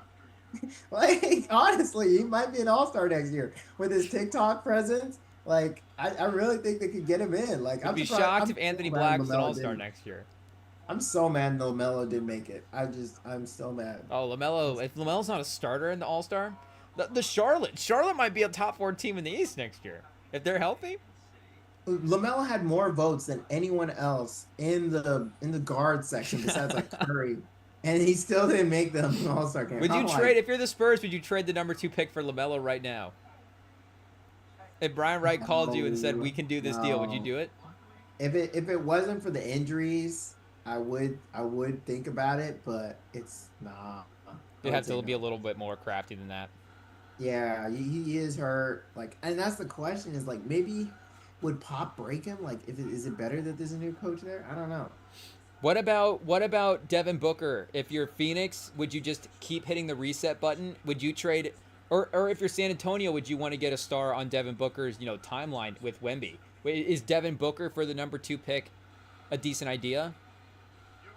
Um, I I'm trying to mean, think of who are the guys left in the league that we could get that number 2 pick for, because obviously, and not to say that again we need to trade that pick, just as a thought experiment. Like Giannis was that yeah, guy that we thought we could get it for. Durant was on the table, we could get it for. Obviously, he's gone now. yeah. So who's even left as a? Because that's still That our most Jalen valuable Brown, trade asset. number two and De'Aaron Fox. Is that enough for Jalen Brown? That's too I much. mean, the Celtics really The have to Celtics think. would do that trade so quick. The Celtics really have to think Two, of a Dylan way to Harper and spread them Fox. on the couch. Jalen Brown, Stephon Castle, Dylan Harper, and Wemby. Like, tell me how that team isn't Well, at no, least we like, just gave up the number 2 pick, yeah, but we still have Danny Wolf at 14. So Danny Wolf, Jalen Brown, and Wemby, and Steph Castle. that's a good fight. Like, you got to go big or go home. And De'Aaron Fox in the second pick. I mean, is that a fair trade for you for the Finals MVP? It would have to be De'Aaron Fox. The problem is we don't have like a big sort of contract fill guy like Harrison Barnes is our sort of biggest next trade contract, or it would be De'Aaron Fox. I think Fox and the 2 would be too much. I think I'd be as funny as it would be like Devin Booker wasn't the Finals MVP and Jalen Brown is. I think I would still give a little bit more in a trade for Booker because I trust Booker's creation, his Yeah, individual creation ability a little bit more sure. than He's a Jalen better Brown's. creator. Yeah, but yeah, no, I would trade for Jalen Brown. I do De'Aaron Fox in the second pick. Is De'Aaron Fox here? I don't know. Let me get the trade machine up. But like in general, would De'Aaron Fox in 14 be enough? De'Aaron Here, Fox that's a good 14 and question. another first. Maybe. I will say I would see how desperate the Celtics are, like how desperate they get. That's like a that's like a trade deadline move. Yeah, Call him I back. think you could do like Clendon Johnson and De'Aaron Fox and a pick. Oh, Keldon Johnson. Oh, now you're now Keldon you're Johnson. thinking.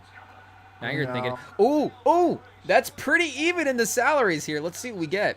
That is. Oh, it failed. Boston's gonna be a sucker to work with. 1.4 million off for the Celtics. We've had a couple in the 100,000s before, so that's not even our. Yeah, I mean the Celtics got to figure out a way. We got to help the Celtics out. They're struggling, man. Yeah, see, that's a tough trade because Johnson is at 17, but maybe it's just Sohan. Maybe we could probably take a little bit of the salary back for Jaylen Brown because we have the space. So let's see here. Yeah, is Sohan and De'Aaron Fox in 14 enough for Jaylen Brown? I think so. I really think so. If unless this team wants to deal with all that, oh my goodness, not Lou Dort passing it back to Chet Holmgren, but he's not able. Oh, is it a foul? Okay. Oh, Dort, Turner, the defense, the SWAT. Dort thought he could get the little pass into Chet and just Turner swatting it away, even though he's. Oh, and then Turner on the block on Shea. Oh, Chet with the three though. Turner defensively though, at least he's flying around right now. I'll tell you what, they're not giving up. They're not giving up. It's a Giving up. 6-point game. At least giving a competitive effort here in Game 7 in a classic NBA stage is it's a valiant way to go out. I think that would it would earn the respect of the NBA community. Not that they haven't already, but I mean this would probably be about as good of a feeling as you would get from a loss in a finals game as you could probably get. As much respect for a team as we had in a finals loss in this situation. This is definitely going to be one of those like NBA. Wow! Shout out Jalen Williams. That was a huge three right there. 9-point game. Man, of course, Rick called him out. This is going to be one of those where you look back on Basketball Reference and you're like, wait, what the heck? They went to 7 against the Pacers. Wait, who was on this Pacers team? Well, I guess does that depend on what happens? Like, what do you make of this Pacers team going forward? And I guess the Halliburton injury is obviously now affecting that, but that's a year long. They're going to be bad next year. But that's 2 years now. They've made the conference finals in a row. Like, you've got a team like Miami the last couple of years with Jimmy Butler that was able to have, those multiple conference finals runs. You had the Pistons from back in the early 2000s that were in like 6 conference finals in a row. So, like, were they starting to become one of those teams, or was this just like you're saying, one of those like what the heck things we'd look back at? No, it is starting to become one of those things, but now with Halliburton hurt, it makes it tough. It'll be interesting to see how the contracts shake out after next year. But I don't know if they're able to keep everyone. Like, McConnell, Nemhard's definitely going to get a decent contract. Like, their smart NBA front offices are definitely looking at Nemhard like, you could throw a little bit of money there. Like, Siakam. Would you do the number 2 pick for Halliburton? But, yeah, I don't know about that one. But I didn't even think about it. Okay, that's fine. No, yeah. No, I think you gotta go for Jaylen Brown if you guys. But I guess we can rate the Rockets trade. What do we think? I mean, is it too much, too little, exactly right? Like, so here was what I was thinking about the KD trade with Houston. Houston I thought really was successful last year because of the collection of guys that they had. And the balance was obviously going to be maintaining the collection and bringing in Durant as a talent. So ultimately this trade is 2 guys from the rotation from last year, the Jalen Green minutes, the Dylan Brooke minutes, and the number 10 pick as well too. The 5 second-round picks I do think is interesting because who was I listening to that was saying something about the second-round picks? They don't matter in their importance for the maybe it was either Russillo or Simmons probably talking about it, but one of their guests as well too talking about how teams are going to want those picks because the guys are staying in college a little bit longer. The second round pick guys are being more experienced. They're more impact ready guys. I think there is some maneuverability that Phoenix got in this move that is interesting, but I don't know how I feel about it for Houston. I think the Desmond Bane one to me made more sense for Orlando from a roster standpoint because again they gave up more picks in the deal. This one is Amen Thompson, Sengun, and Durant, and it really is going to be, of course, Amen Thompson. It's giving the reins to Amen Thompson as a franchise. But in terms of next year as a competitive team, this team is Durant's team in a way. And what I liked about him going to the Spurs is obviously he could still be the main guy in terms of a shot maker at the end of the game. And I think Exactly. in this Houston team, he might be a little bit more important game to game, whereas like in San Antonio, Wemby's the star.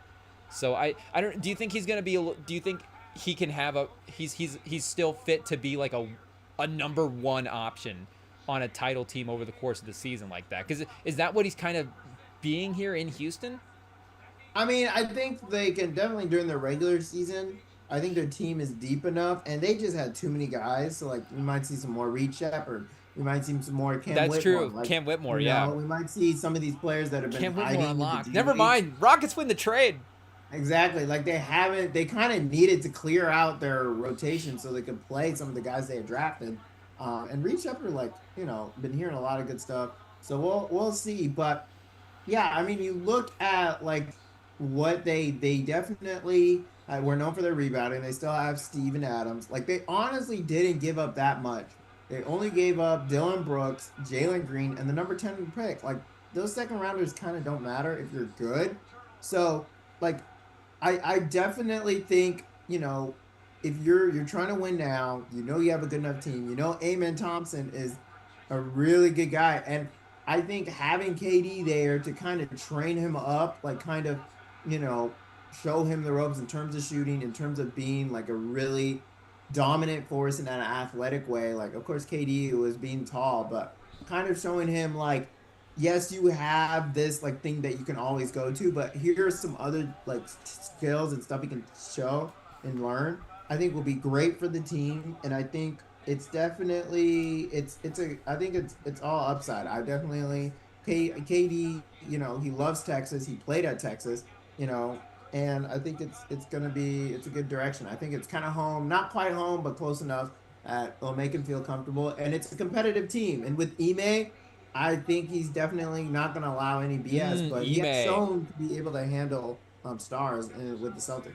No, you're right. Ime is a good fit for him as well too. But the mentorship piece of it you mentioned was interesting because now that you say that, this is the first time that we'll see Durant in this role. Because even when he goes, obviously, him and Westbrook and Harden, and they trade Harden, but him and Westbrook are on the same timeline there. They're peers in Oklahoma City, so he's not like mentoring Westbrook. He goes to Steph Curry. Steph Curry's a peer in Golden State, and then even Booker, who again, decade younger than Durant when he joins him in Phoenix, but is still as a player in the league equal to Durant in a way in talent as well too. So how do you make of Durant in that mentorship role? Like, he's obviously a great player to learn from, but his personality and being in the locker room, like, do you think he's gonna actually be shepherding these guys in that time? Like the way like Chris Paul is like, I'm gonna take a guy under my wing, and Shea Gilgeous-Alexander, Steph Castle, like I'm gonna be calling Steph Castle in the off season, giving him the we're gonna be talking, we're gonna be workouts, we're gonna be getting better. Like, do you see Durant taking pride in that mentorship role in Houston? I don't think he's going to be quite like Chris Paul, but I think there'll definitely be some like more confidence by the Rockets. And I think that's kind of the thing, that the issue they've been dealing with beforehand is that there's no really alpha leader guy. There's no really set order of who's in charge. Do you think Like Durant solves that though? yeah, I mean, yeah, you have an adult in the room. I mean, so like Amen Thompson knew, it was clear from his play that he didn't trust Jalen Green. It was clear from Jalen Green's play that he didn't trust Dylan Brooks. It's clear from Dylan Brooks that he thinks he's the number one guy. Like that's 4 or 5 guys. Bad chain reaction. And then Alperen Sengun is like, why am I going to the bench again? I should be out here the whole time. Having Kevin Durant is like, oh, like there's a number one guy. He's a legit guy. We respect him. And even if he may not be necessarily the guy that's taking even the most shots, he's definitely going to be our leader. And, Kevin Durant has quit on the last couple teams, but when invested, he has shown to be a decent leader, and I think it definitely helps build an order of like who's in charge here. And we've seen like, when there is that, it does allow more room for other players to have pressure off of them. Kind of like how Pascal Siakam has played really well even though Tyrese Halliburton is technically the number one option, um, man, the OKC's trying to hit them with the knockout punch, but Did they you just just see that Caruso put back dunk I don't attempt? know what the heck that was, buddy. Holy cow! I can't Um, believe he almost got there. I yeah, that was insane. Uh, Oh, but yeah, clutch shot I by think McConnell though. It's still a 4-point game, and we should mention as well too that Shea has 22, 10, and 0 assists right now. 22 points, 10 zero assists, turnovers. or sorry, 0 turnovers. 10 assists, 0 turnovers. So I mean, obviously we're getting an awesome Shea game, but just in general, Pacers keeping it close still is they're Well, it's fighting. because I don't know, they're not. McConnell's playing well right now. He's got 10 points in the quarter. Yeah, and the OKC kind of built a lead here, and now they're watching it fizzle away, and it just feels like the Pacers are like slowly but surely just keep going, they keep pinging. So do you think the Rockets are more competitive in a playoff situation in the Western Conference next year? Do you think they actually move the Yeah. needle in the title picture? Like which move is actually more title affecting? And I know again the Magic are dealing with the Eastern Conference ripple effects, especially now as well too. But like is Desmond Bain going to the Magic or Durant going to Houston? And I guess again maybe the conference is what makes the question interesting. But is that which move is more title affecting? Yeah, I think or Kevin Durant or which move? Desmond Bain. I think It's the first that's take tough. segment. That's tough. I know. I think definitely the Kevin Durant move, and I think the I Magic gotta may go. disagree. I'm going Desmond Bain. I think for First take. Desmond Bain, it's. But do you think the Magic are actually going to win the title? They might be. It might allow them to have more wins and allow them to even have more playoff wins. But the thing is that I think though Kevin Durant to the Rockets is gonna be. It's a bigger step. Like it is more feasible at the end of the day for them to actually win a ring compared to Desmond Bain with the team because I don't know. I mean, I guess the Pacers right now are super close, but like the East in general is just a weaker conference. And so I don't know. I mean, maybe the Magic, maybe the East aren't actually that weak. It's just name recognition or whatever, but it just keeps feeling like the West East isn't as good as the West. And honestly, this series shouldn't have gone to 7. Like I don't see next year's East representative taking the West to 7 games. Well, and just to connect both of the moves as well too. I guess the Magic. If I'm wait a second. The Grizzlies got the Phoenix Suns pick swap in that Desmond Bain deal, Yeah, I guess if I'm so. not mistaken. So obviously Phoenix now trades Durant. They have Jalen Green and Devin Booker. So with your Mavs take, do you think that the Mavs are going to be worse than the Suns next year? Basically, is what you're saying. Or are the Um, Suns also going to be joining the Mavs in the bottom 5 with Devin Booker and Jalen Green? Have we found I two of the bottom 5 I teams in don't the league know, next year? man. I think they are. I think they are. The West is gonna be so good, so good. I don't know. I mean, obviously the Grizzlies are gonna take a step back. I mean, losing Desmond Bain is not much. There's no way you're gonna go up. You know, Would like you it's keep Booker for? Is Booker on the team this time next year? wow. T.J. McConnell 5-second violation. Wow. That Don't can't blame never it on the happen. guys, McConnell. McConnell just hit him with the LeBron. He's like, you got to move. Carlisle's just so mad. Like he's just like. I think maybe I think Carlisle's making a case for best mad face. Right? Steve Kerr, I think, is up there for sure. But Carlisle's Yeah. definitely making a Wow. case right The now. Pacers have 8 turnovers this quarter, and OKC has 0.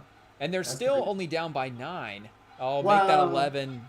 yeah, Jalen Williams taking it to the hole. There we go. Finally, a double-digit lead in this yeah, game. about time too.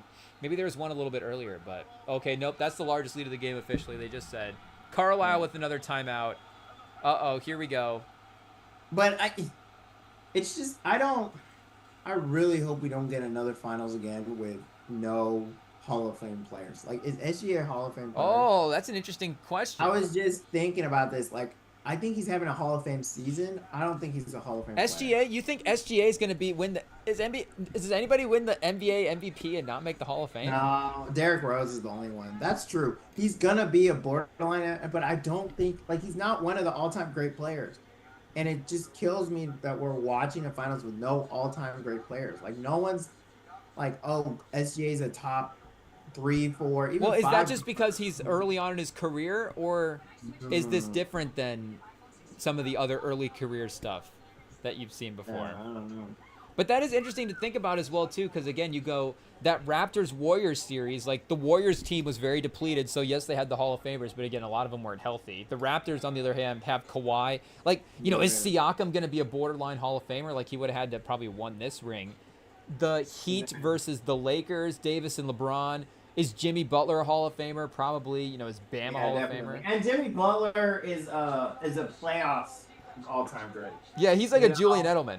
Like to go to 7 with that Celtics team with what he had. And that Bucks win as well. To go from the play-in tournament to the NBA Finals is something that automatically Hall of Fame. Lock it in. You're like playing to the that's all you is insane. And the closest time you guys could have lost was when it was against Chicago on the play-in. Was insane. So are you saying Jaylen Brown not a Hall of Famer? Because last year No. you've got Luka, Kyrie, Tatum's probably going to be in the Hall of Fame. So Jaylen Brown, Porzingis not a Hall of Famer? Well, it's not even Hall of Fame, but one of the all-time greats. Like, is one of the players on the court. I get what you're saying. Pushing for a top 10 greatest player at their position in history. You know. So what is Shea missing for you then as well too? Because I think Shea, I still question the sort of the last sort of step of the. And, you know, you don't want to say aura because, again, Shea gets credited to be one of those, really, the aura is there for the star power. But that last sort of step of in that face of the league conversation. But in terms of the actual on-the-court production of it, what is he missing to be projected to go into that legendary status, do you think? Yeah. I don't know, man. I don't know. I mean, there's so much hate because Jokic probably should have won the MVP. And it's just your team's so good, you know. Is it really y'all? I mean, TJ McConnell right now is giving them the business. And, I can't believe that. I never would have guessed this out of TJ McConnell. He's a good player. This good is something else. Uh-oh, what are they saying right now? Are they reviewing for out of bounds or foul on Jalen Williams? I think so. Carlisle was just trying to get thrown out of this game. Carlisle, it's the last game of the season. Just stay around. There's a quarter left. You're down by 11. Don't get thrown out yet. Oh, he's saying it's not a foul. Ben Shepherd for 3. Oh, he clanked it. Uh-oh, 60 seconds left. It's Ben Shepherd. Should have guessed. And this is where the gap is beginning to show. But that's the thing. You have Tyrese out there. He can cover those gaps, by giving those shots a little bit more open. But, yeah, I don't know. J-Dub got a little separation there in that mid-range, but didn't get it to go. Leaves the door, or Jalen Williams leaves the door a little bit open there. McConnell, he had to get that shot. He shouldn't have. Oh, okay. Why? I can't believe how open that lane was for TJ McConnell. This is crazy. He had to get that layup to go. He should be a backup guard on a good team. What is going on right now? Is Concanupple better than TJ McConnell? I don't know. That's why I have Concanupple questions. How is McConnell right now cooking the OKC all by himself? This is. So Steph, when he was making that run in the finals in 2014-15, he's obviously changing the way basketball is being played at the guard position. Shea's obviously not doing that, but the production and the efficiency is kind of there. But then I guess to go with what you're saying, Jokic is sort of a historic player. Giannis is a historic player.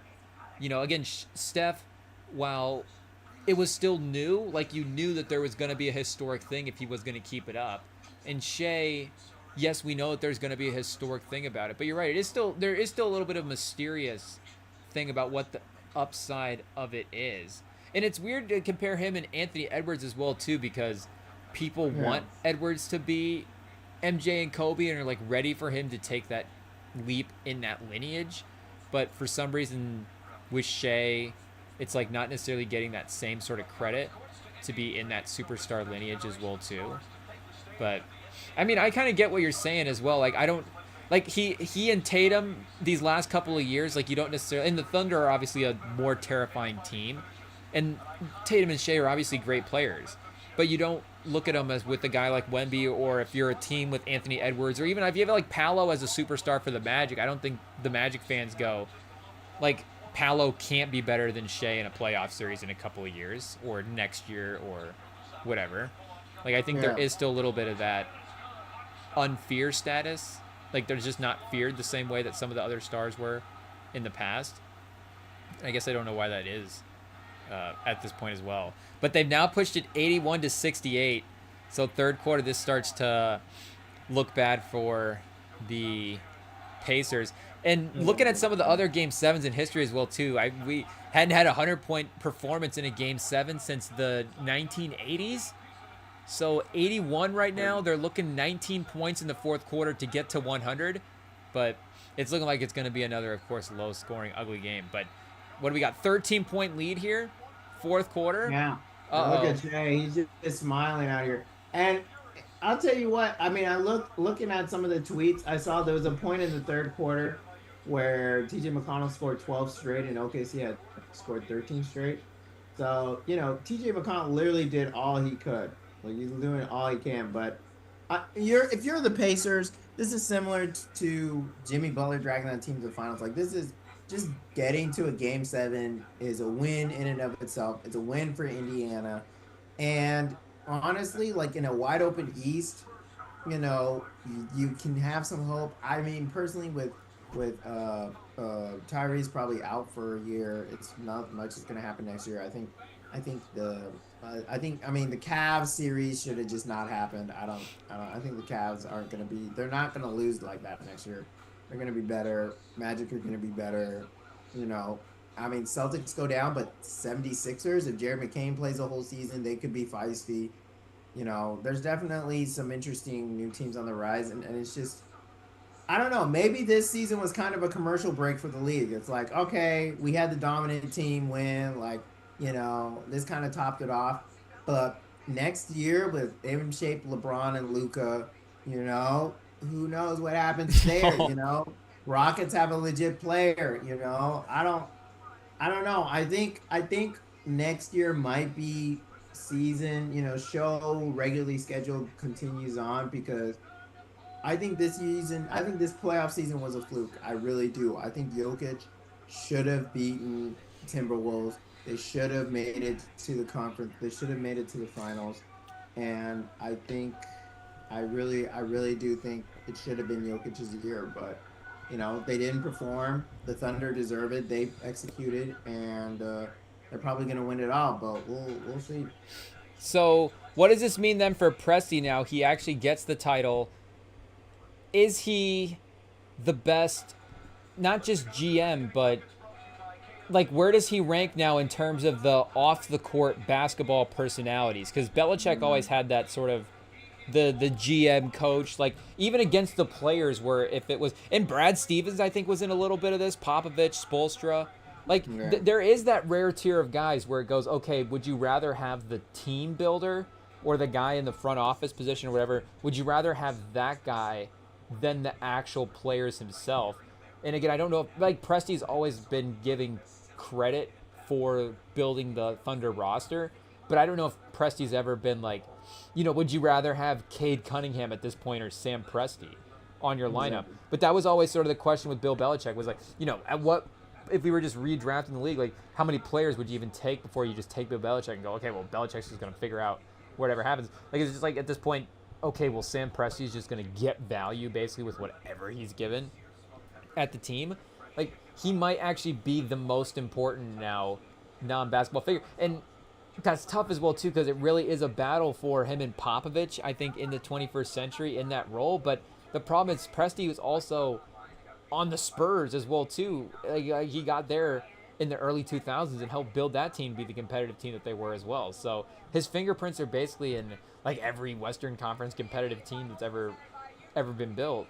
And again, Popovich just has such a great legacy and more rings. Popovich has 5 rings. We can't necessarily take that away from him, but just the amount of times now that Presti has proven to build a championship. And the thing about with Pop as well, too, is, again, Pop, the impressiveness was keeping that run and keeping that dynasty together and the sustained greatness of it for the 20 years. With Presti, it is the constant, oh, man, this is now multiple versions of the team. Again, this one will actually win the ring, but it's not like Durant and Westbrook and James Harden couldn't have won a ring. And I guess it's to his discredit that, of course, they ended up trading those guys and breaking that group together. But Presti gets a ring. Shea gets a ring early. Jalen Williams gets a ring as well too, and Chet. Yeah, And the Jalen Williams final was really impressive because I think the playoff run was a little bit kind of tougher for him this year. And the season this year as well too, after having those expectations of being that number 2 guy on a championship team, like he really earned that respect as well too. And I think it does. Do you feel you're walking away from this final still looking at this as the Thunder's team, or is it that Thunder, the duo, the trio of Shea, Jalen Williams, and Chet? Like, is it still that main core that you're looking at going, that's the foundation, or is it all of the pieces still assembled together? Yeah, I mean, I think the thing is OKC is going to have to answer that question on their own because they're going to have to pay all these people soon enough. And I think that's always interesting with OKC and challenged by Presti is how is he going to keep reloading every year. But yeah, I mean, I think the three, you always obviously have to keep the 3 guys. And I think it's the question of like, what's going to happen with Aaron Wiggins? Is he going to find a spot somewhere? And I guess Hartenstein and stuff. And it's going to be interesting to see kind of like the team, like Jalen. At some point, one of these players is going to want more of a shot. They're going to want more shots, more stuff, because that's just what happens. And so I think for OKC, it's just figuring out like how do we continue replacing these players? How do we continue this run rolling? And so far, Presti has always had the right answer. And I think this clearly, I don't know. I mean, it's obviously the 3 guys you need to keep. I think like Caruso is someone you could probably let go. Like that's an embarrassment of riches. You look at like Kason Wallace, like he's someone. But trying to pull up, let's see, next year's contract. I mean, yeah, Shea. I mean, he has this year and he has the next 2 years, and then he's a free agent. Like they haven't extended him. Jalen Williams, he has next year, and then he has a restricted free agent, so he has to get paid, and he's gonna get a huge contract. And he gets that All NBA boost as well too from this past season. Yeah. Chad Holmgren also is still on his rookie deal. He needs to. So it's definitely you got to take care of your 3, and then like Lou Dort's gone. I can almost guarantee you, Lou Dort's gonna be gone. Caruso's probably gonna be gone. Like, I think Isaiah Joe is someone you can probably convince to stick around. We may see more Usman Deng minutes. Kason Wallace, he might try to go find his own way. So it's definitely like this is a special team, and I think that's one of the things we gotta appreciate it while it's here, because they're definitely gonna splinter, and this defense is gonna be not nearly as good. But like the Pacers kind of showed this series, defense, a lot of it is just effort. Like you kind of gotta want it more, and I know that's an easy basketball sports thing to say, but it is just mostly effort and getting your body in the way. And if you're trying on defense, and it's interesting to also hear like all these draft like prospects when they're getting evaluated on defense, it's like, yeah, he kind of doesn't care on defense and he lets people run past him and he messes up on assignments. Like once you get to this level, you kind of know how to play defense. Like unless you're doing a zone or something, like everyone kind of knows like all the switches and assignments and stuff. Like it's not that hard of a concept, it's like, oh, if this guy's open, I should be running out here. It's just whether you go out and do it and whether you think it's worth it. And I think OKC has been drafting people who are humble enough to do it and are humble to keep going at it. It's just whether it's going to be at a super high level or at a decent level that the offense can make up for the rest. And we'll see. But it is sad that the story of this game has to be that Halliburton tore his Achilles. So how do we think of this Thunder team then against some of the other teams that have won the finals recently or, this century, whatever? Because like you're saying, that Shea factor is interesting, and we're sitting here at the point where it's like they could be setting themselves up as sort of the next dynasty with the young talent, but they're just so stacked right now anyways. And, and they're up 16. They're, starting to pull away. The just season in general was, such a historic season. Like, do you think that this team is, again, a great team? Or if we start ranking it and stacking it up against some of these great teams, it would be less confident because we were trying to run some Chat GPT simulations of like this Thunder team versus the Spurs team in 2014 and versus all those other, and it does get to what you were saying earlier where you're looking at it and going, okay, I don't know if this is the youthfulness of the guys, but some of the extra legendary players, you start going, okay, Tim Duncan versus the Thunder, LeBron versus the Thunder, Steph versus the Thunder. Oh God. And I do think that there is a little bit of a disadvantage in the matchup there. So do you think that this is like a all-time great team? Like if this Thunder team played the Nuggets it is an team, all-time great team. I don't, they won the 11th most games ever in NBA history. Like once you're at top 20, like you're an all-time great team. Like I don't think that's really in question. I think what's in question is, can they lose a couple shingles off of this house and it still stands? Is Shea gonna develop into an all-time great player? Are we kind of seeing the beginning? I mean, you think about 2015, 2014 Warriors, like no one was sitting there being like, oh, Curry is a great all-time great player. Like he's the greatest shooter of all time. He developed into that. Like 2016 showed it, and he showed moments. So that's the question: could Shea go up a couple more levels? Is he gonna be that guy? Is Shea gonna be the next great guard of our generation? And I don't know. But this is a great start. This is a heck of a start to do it. So. Wow, do you see the stat? Since 8:32 in the third quarter, only TJ McConnell has scored. That's the entire third quarter almost. He is the team. We're 9:50 in the fourth. That's a whole quarter, right? 7:52. What was that? 8:52 to 9:52. A whole quarter. If they go a minute longer here, that's a whole quarter without letting this Pacers team score a basket. Am I reading that right? McConnell, are we reading those stats right? Like, what is going on? Is that true? Again, like they lost their best player, so they have a little bit of an excuse, but an NBA team in the NBA Finals didn't score a basket for an entire quarter? Besides TJ McConnell. Neesmith just got blocked on a three. Siakam, the turnaround jumper. Oh my gosh. It spins out. What is happening? It spins out. I almost don't even want the Pacers to score anymore.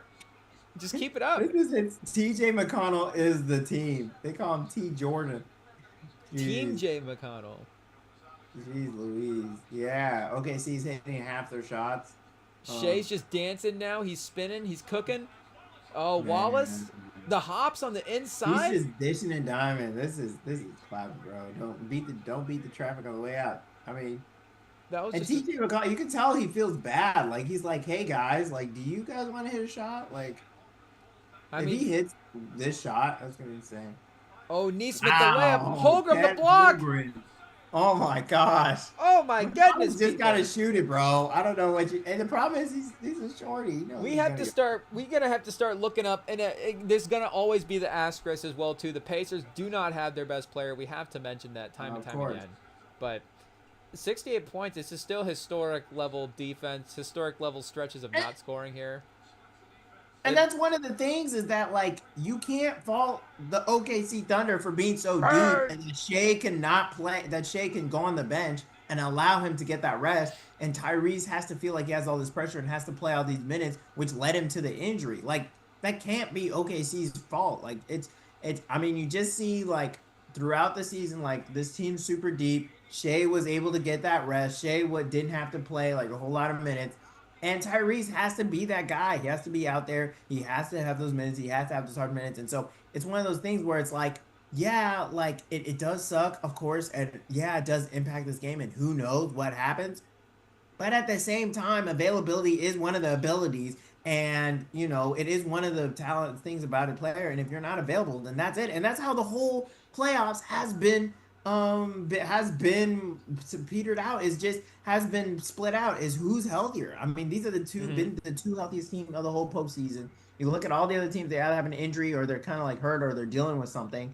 And so, like, injuries has been the thing of this whole playoffs because 82 games is crazy.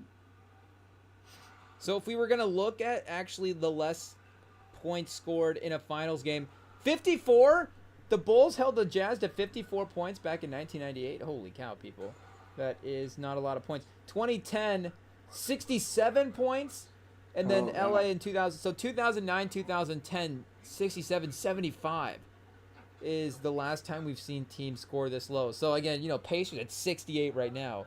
You'd assume they'd put up. Do you think they can shut them out for the rest of the game? Now that would be crazy. that'd be crazy. So that would put him at the second. Or wait a second. If we actually went second lowest, or wait a second, that's right. The lowest was 54, so they're not going to be lowest at this point. But it would be second lowest of the decade, century, anyways, at 68, 68, 68, 69. There's also a 71 in here. Spurs versus Detroit. They lost the game. They scored 71, but we ended up winning the series, so we'll be okay with that one. In the history books. In a finals game, yeah, you're right. It is 54. Geez. Yeah, in the 90s is crazy. I thought maybe we'd get one back in I know. the day, but no. Bulls Jazz 96-54. They doubled them up almost.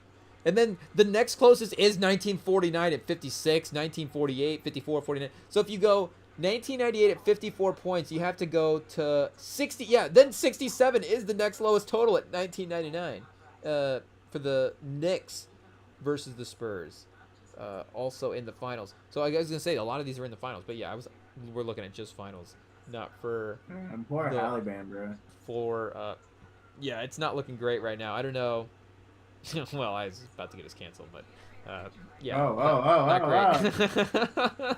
Well, we're good. Talking about Trump, the bombs. Keep it moving. Hey, yo, somebody's taking out the Halavan. I don't know what's going on. I know. It's SGA. Somebody ordered a strike on Halliburton. Dude. Yo, it's 68 points. It's crazy. Yeah, yo. But I don't know who's has it worse right now, people. Pacers fans or what's going on, but McConnell is at least, I don't know if he's a free agent after this offseason, but McConnell's raising his stock, so yeah. Oh, he's definitely gonna. Definitely more than Siakam. Siakam, where's he at right now for points? I feel like we could have. He was playing well defensively there when Halliburton went out. He is 4 for 11 in this game. A little bit of a bummer. The stage was definitely set there for Siakam to have a little bit of a moment. Unfortunately, McConnell ended up. Well, unfortunately, McConnell ended up having a moment. Offensive foul on the Pacers. Another possession. 8 minutes left. What's the over-under for Pacers total points at this point? Do the Pacers get to 75 points is 7 points away. Yeah. Do they hit a couple of free throws late? 27 points off of turnovers for OKC. So, again, Indiana doesn't have their best player, but this is the type of game that when OKC is dominant, they obviously are playing with that incredible two-way game. We've seen a lot more of the Shai Gilgeous, Jalen Williams shot making here in the second half, but then just the overall aggression of the team, flipping that switch defensively. So, you're saying effort, like they're the team that has cared about defense the most in the past however many years, I guess, because you start doing the historic defensive thing with them as well too, and they do have great defenders, but even again, like some of those San Antonio teams as well too, like a peak Duncan in the interior, and then some of the even the older Duncan in the interior with the Kawhi on the perimeter is just a pretty menacing defensive combination. Peak LeBron athleticism in Miami with Wade and those guys as well too. Like all of those teams in the Warriors, all those teams could get to pretty elite defensive levels if they needed to. But I think the shot makings of those other players around, obviously Jalen Williams has risen to the occasion, but the offensive teams like the Warriors and the Heat and the other teams from back in the day, they could obviously get to a different level where this Thunder identity is that defense. But I don't want to disrespect the Thunder too much for winning a finals here. I think it's more NBA just champions. Yeah, I think it's just more we're probably going to be jealous if this team just rips off 3 out of the next 4 titles here. So it's just are we, just sit and wait to see if the Thunder are now the next dynasty in the NBA. The new champions, I guess the new dynasty. I don't know. We've been waiting on a dynasty. We've been waiting on a dynasty. It's finally here. Shai's the next Pat Mahomes, essentially. Is that what we're saying? I mean, essentially, man. Yeah, this team, it's crazy. Do you think really the Lakers could have a chance next year? I mean, let's get our views up real quick. But, if Luka Doncic really is healthy. You're sneaky pushing for the Lakers next year. Sneaky team. You still are buying LeBron stock like that? I don't know if I'm we. buying Doncic stock. Yeah, but are they still going to need LeBron to be the number 2 on that team next No, year? we'll see. We'll see. If you guys need to get a superstar. If you guys get Jaylen Brown, I'm all in. I love that you think that that's the move as well too. Jaylen Brown for the Spurs. I mean, Jaylen Brown is definitely a good player that the Spurs would take, but do you think that he fits like it's going to work out where he's still going to be a good player by the time all of the stars around him get to the point where we're competing for a title, you know? Timeline question. Like, is he on the right Well, I timeline? think if he's on the team, you guys are competing for a title next year. We're competing for a title with Jaylen Brown next year. Wembanyama almost was the defensive player of the year last year. If not for him getting injured. Yeah, but he's not Tatum offensively. He's not those guys offensively. Yeah, but if he has, but with Jaylen Brown, De'Aaron Fox, Castle, Harper, your players fit together perfectly because now you have him, you have Wemby, you have a little bit of a bench. Who knows who's going in that trade. You have Jaylen Brown who can be the forward / get the ball guard guy. You have, those guards, who knows who's going in the trade, maybe Vassell, maybe something, but you still have, those players. You still have some kind of talent at the guard spot. And so you have your superstar wing, you have your superstar center, you have a really good guard. Like I think that fits it well enough. I think you're undercounting your boy Wemby. Like you see like kind of the stats that he had, how much of a defensive presence he is. And I think there's some legit, it's his third year, right? Like there's some legit, the third year jump is real. A It is. lot of great players in their third year really take that jump, and him being a monk, playing on, he's playing on what's it called? Playing chess. He's doing all these fun stuff. Like I think him getting away from the game is great because now once it comes back in, he's refocused. I think you need to have some more faith in your team with Jaylen Brown. Yeah, Without him, you guys are gonna be all right. You like the Wemby offseason. He's not playing basketball. I think Wemby's a basketball player. Why is he not playing basketball in the offseason? Where's all the clips of him getting better? He's out here hanging out with monks, fanatics, festivals. Looks to me like Wemby's getting the bag this offseason. Yeah, Wemby he's legit, man. Was he taking that monk trip for free? I can't believe I gotta convince you that your team's gonna be competitive. I'm not. I just think that us winning a title with Wemby in year 3 is a little unrealistic. Not winning a title, but being in contention. For being in contention for a title means we could win a title. It means we're a team that could win a title, and things are gonna happen that we're not gonna win a title. Like, I think it's the other way around where we would be we wouldn't be contending for a title. We would just be a feisty playoff team, maybe. Like we were yes the number 2 pick in the draft, but we were like a bottom 8 team in the league last year. If we're in the loaded Western Conference, still, if we're the 6th seed next year, if we're in the playoffs next year, winning a round I think would be great. It depends on what kind of players we get as well too. But if we run this team in with a younger team, I think we're looking at like win a playoff round or 2. Not necessarily is this team going to be ready to compete for a title. What you've been doing. Getting Wemby playoff basketball as early as possible, making it competitive as early as possible, is the best in my opinion for his development. It is, yes, but shout out to Russell. This is his idea. Like, how about you just do something that makes you better? You could be like worse. I mean, if Wemby's healthy for a full season, you guys are going to be average at best. You're not going to get a good lottery pick. So why don't you put all your things in one basket and just make your team straight up better? Give Wemby legitimate players. And you keep looking at all these teams that do have players that are leaving. Like you look at the Bucks, and they're complaining about players leaving. And, now is it because they messed up on some trades? Probably.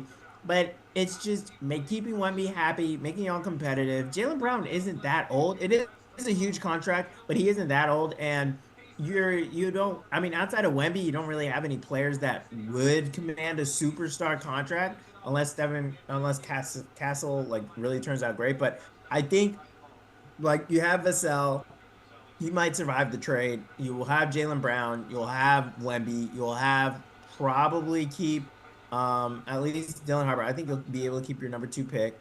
And I think that's while that's not a title contention, like you're not gonna be winning the chip next year. I think it'll be a top 5 team, and I think it'll help build for the years after. Jaylen Brown I feel like with him and Tatum, he is, of course, a guy that can win the Finals MVP, but Tatum is just takes so much responsibility on that offense. Where you're going to bring Jaylen Brown in, and it's like, okay, are we going to run the offense through Jaylen Brown, or is Jaylen Brown going to hit some nice shots when we need him to? And obviously, we're going to run the offense through Wemby, but you still want a little bit of that in your 1-2 when our team doesn't quite have the depth of what the Celtics team would be. But just any star player in year 3, it's like, is that when they're going to start competing for titles? And I mean, the Anthony Edwards timeline of this is starting to, be like, okay, just be patient with Wembanyama. Like, it may take a couple years. Like, Shea is, his timeline's a little bit different because he wasn't playing the end of some of those seasons. So it's like, okay, well, how many full seasons did it take for Shea to ascend to this level?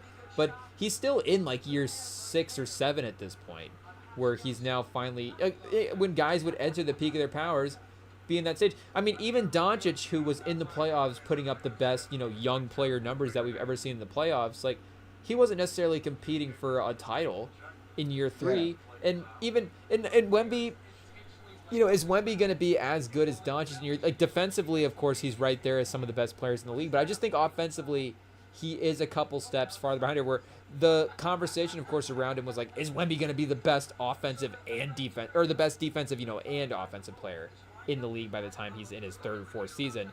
And he's definitely going to get there for defensively, but offensively, I just don't think it's not that he's not developed. I just don't even think he's like an all-NBA level offensive player yet at this point. He's obviously got a ton of talent. The shot making, it is when he's in a streak.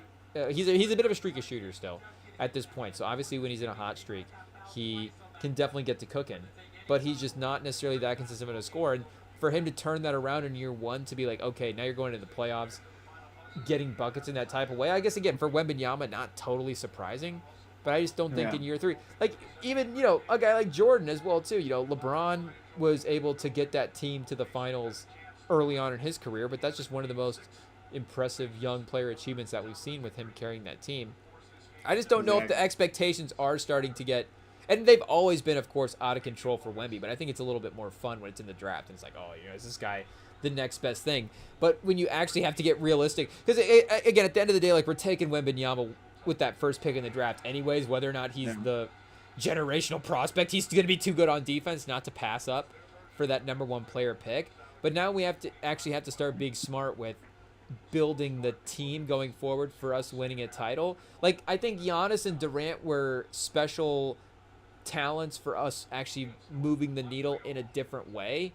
But I think in terms of those other types, like, again, looking for the other types of star players that we could trade that number 2 pick for, I think it is with what the Thunder are showing, and especially in the number 2 apron era as now as well too. I don't think it's maybe the smartest thing as well too to like start driving up the books earlier in the cycles for some of these guys, like keeping the team inexpensive and benefiting from the multiple years of having them on the cheaper contracts might be the smarter way to build the team. But if it was honestly like that De'Aaron Fox and Sohan deal, then it gets a little bit more interesting. But Fox, you could argue as well too, there is some like, okay, Fox as the lead creator versus Jaylen Brown as the lead creator. Again, both those guys at number 2.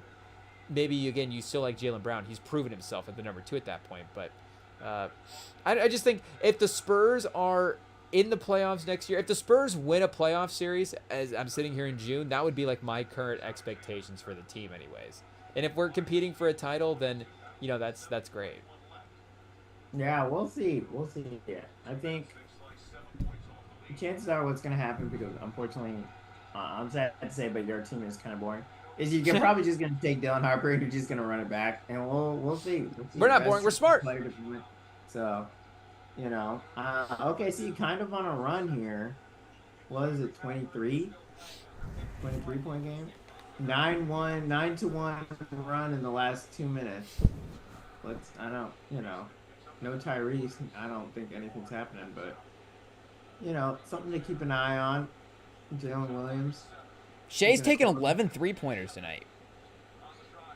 It's 2 for 11. I've heard all the bad threes all the missed threes that they're taking, but I will say, we'll see. I don't know. People are acting like this offseason is going to go crazy. I really don't think Giannis is going to leave. Well, no, No. it seems like especially at this point, Giannis is locked in. I mean, Yeah. if he wasn't going to go to San Antonio, you'd have to be wowed with another offer in the East. So it would honestly be like, and on draft night, is Nico Harrison going to call the Bucks and offer the number one pick for Giannis? Oh, Which Ben Mathurin, bring back the team. Mathurin puts the team on his back. They have to call timeout with 4 minutes left. Yeah, they cut it to 12. Oh gosh, what is going on? But yeah, I gotta say, like, I am kind of the main number one reason though I am sad that Kevin Durant got traded today is that it kind of felt like the NBA like gave up its like news cycle already, like in the biggest game of the year. For though, like, imagine if Kevin Durant got traded like a month from now, we'd be talking about it for a week. But now it's on Game 7, so it's kind of mixed and everything. Like I kind of Yeah, wish he got traded a little later so we can have but something they to had talk to make about the move to now. get the 10 pick though. Yeah, they did. They did indeed. Now they But control, what they want to do with that pick. But I don't know. that was just as a media person, you know. Kind of wish they waited a little bit to trade him, but yeah. Maybe it kind of works though. I mean, again, with Halliburton getting hurt, unfortunately, the game kind of played out to where, it just ended up the result kind of got determined early. So at least it kind of bulks up now the news cycle in a way for there to be other things to converse about because we get this and then we're going to go into the draft. Like the summer might still be pretty busy. I don't know. Is there any big summer events that I'm missing this year? We don't have any like World Cup or Yeah. Olympics Well, or there's the anything. Club World Cup going on right now. Is that what I've been seeing? Yeah, I don't know if you're watching frisbee, the under 24. I've been seeing What's PSG going on winning some there? games. What's up? I saw PSG win a game the other day Yeah, in some PSG. tournament. Real Madrid is playing like trash. Oh, You know, you hate to but see it it. is. My team Chelsea's doing mid. Yeah, Yeah, 11-1 run by the Pacers in the last few minutes. So there goes all the talk about the great defense. I mean, still holding this team to yeah. 79 I points, don't. but And like the Pacers played also really good, similar defense in the game before. So it's like, is OKC's defense really that special when you look at, and obviously it is like in the regular season, just how good it was night to night. But like, it kind of shows that any team with enough effort could probably play a similar defense, similar to OKC. Considering how Game 6 went. and I don't know if I would be necessarily, they do have a team that they do have the infrastructure in the team to be able to sink a little bit of money into the roster if they need to. So Yeah. with what we've seen with the teams not necessarily being able to have the repeat runs the last couple of years, and Chet just has been an absolute menace in the paint this entire second half defensively. Another shot block there. I think we saw the importance of guys like Caruso and Dort in a title run this year, and if they are switching up those spots like you're saying year to year, I don't know if we Yeah. can rely on them to be consistent for a title. Not that we can't rely on Presti to make the right moves, but chemistry does matter as well too. And yes, this It is does. the first year that, of course, that they've made a run at the finals like this together. I was, last year as well too. But Dort has been on this team with Shea. Like they've been slowly accumulating these pieces for a while, and they've been playing together for a couple years. They start, mixing that up, even with the draft picks that they have to get cheaper and stuff. Like they're not going to be able to build that experience and that chemistry and all that stuff back up. I think if they start mixing up the Dort and the Caruso pieces and stuff, I think those two guys specifically were very important for this title run. And you start looking at the contract options, like Casey Wallace is going to be a really good player going forward.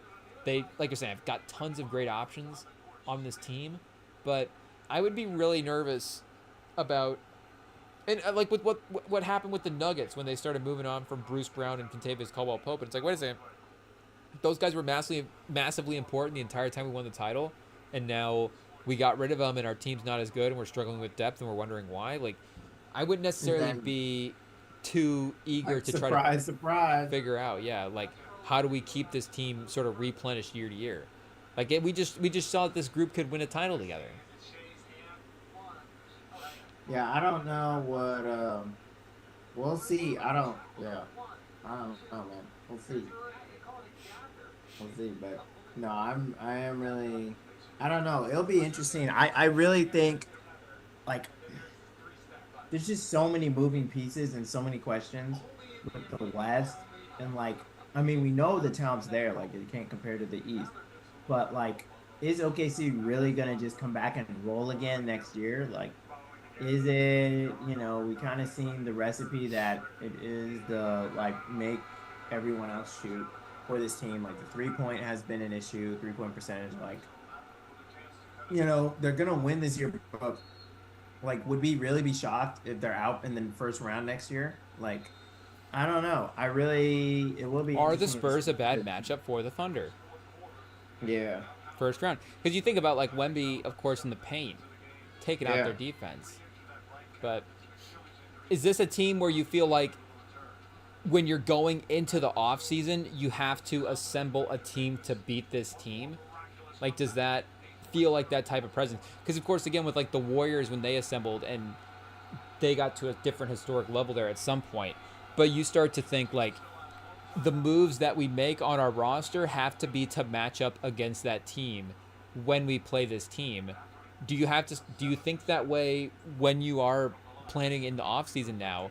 Like when we play the Thunder in the playoffs or if we have to play the Thunder in the finals, do we have to have these pieces? Because Jokic, it felt like, was in that mix there and still is. I mean, Giannis is even in that mix a little bit as well too. If the Bucks build a competitive team around him, where if you're thinking like, okay, if we're in the Western Conference, like we kind of have to have an option to go up against Jokic defensively. Like we have to have some sort of center to be able to throw out there against him if we need to be able to. Like, do you think teams are going to start thinking along the lines of course, how do we get past Thunder, but is it a actual conscious team building? These are the matchup pieces that have to be in place. Like this is our Jalen Williams stopper. This is our Shea stopper. This is our Chet guy. Like, is that the dynamic to which this team is shifting the league now competitively? Do you think?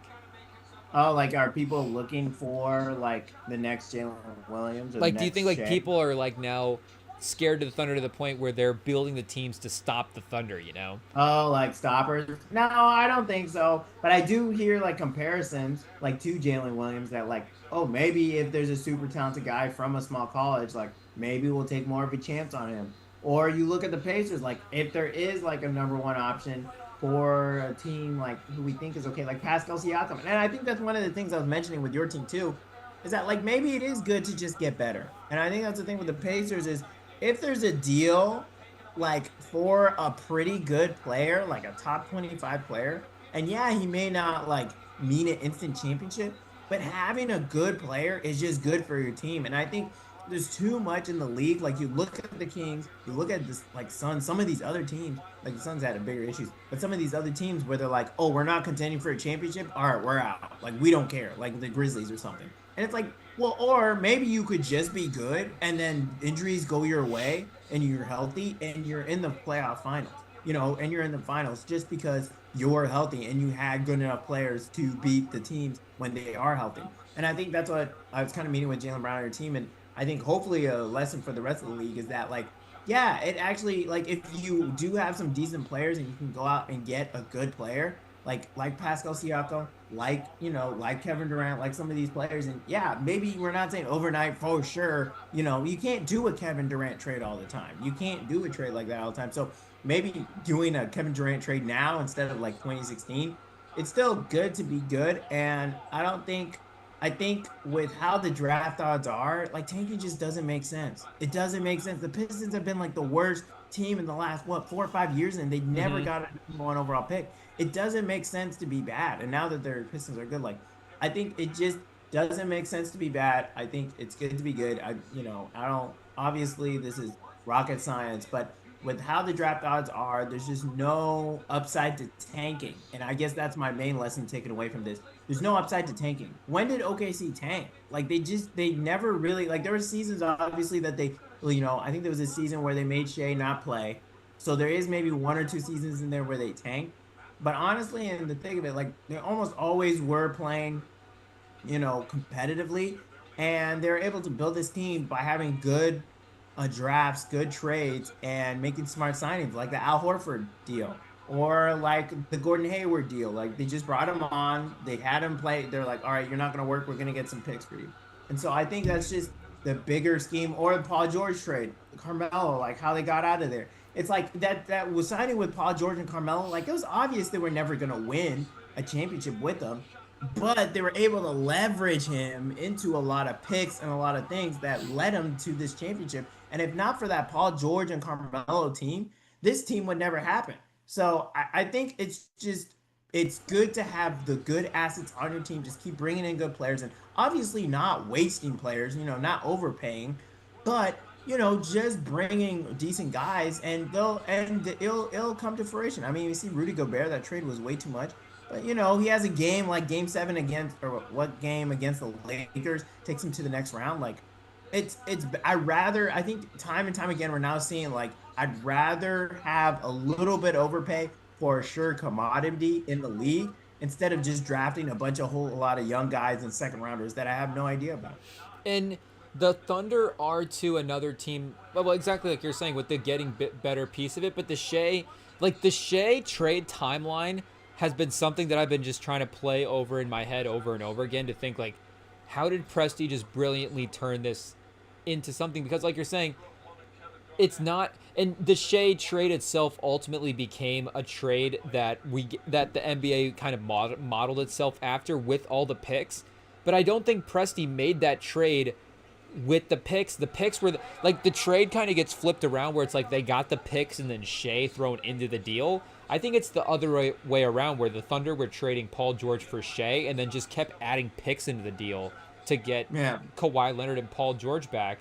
So it's like, trading that even back in the day for like Rashard Lewis and flipping him into just something a little bit better. But it's always the something a little bit better, not the full reset type thing like you're saying. It's let's upgrade Victor Oladipo into Paul George. Let's upgrade Paul George into Shea, who long term might be better. And that's the part where De'Aaron Fox as well too that I've been thinking is interesting is like that's what that move was at first. Was, hey, there's a little bit of a chance here to upgrade Shea Jones to De'Aaron Fox. Let's do that. And is there a next thing as well, too, that's like, hey, maybe, it's not trading a guy for 4 first-round picks or whatever, but is there that, like, next sort of superstar sort of flip up? And like you're saying, Siakam as well, too, was that type of guy where it's just that little bit of a better move. I forget exactly who they traded Siakam for, but again, they didn't trade Siakam for, if they... And maybe that's just a sign of the times. But if the Siakam type of player was traded back in the day, I feel like Siakam is in that Bane range where he's getting just a ton of first-round picks back. Exactly. And we should mention as well, too, Pacers have cut it to 10 with a minute 50 left in the fourth quarter. They caught me watching other highlights of it. Neesmith filed out 6 points. 6 fouls, of course. Wow, they cut it to... Okay, well, Shea just hit some free throws. Shea hit a free throw. Yeah. Back to 11. And it doesn't feel like they're going to make a push to win this game in the last 2 minutes. The Thunder are playing pretty comfortably at this point. Too comfortably is kind of what let them back into the game. But we have seen them come back. OKC or Pacers, legendary for coming back. So who knows? I don't, And it makes the box score. No Tyrese. It puts the box score back in that kind of what the heck range that you were saying earlier. Where you're like, wait a second, and the Pacers were close in this one as well too. No Halliburton, and they only lost by 10 points or something.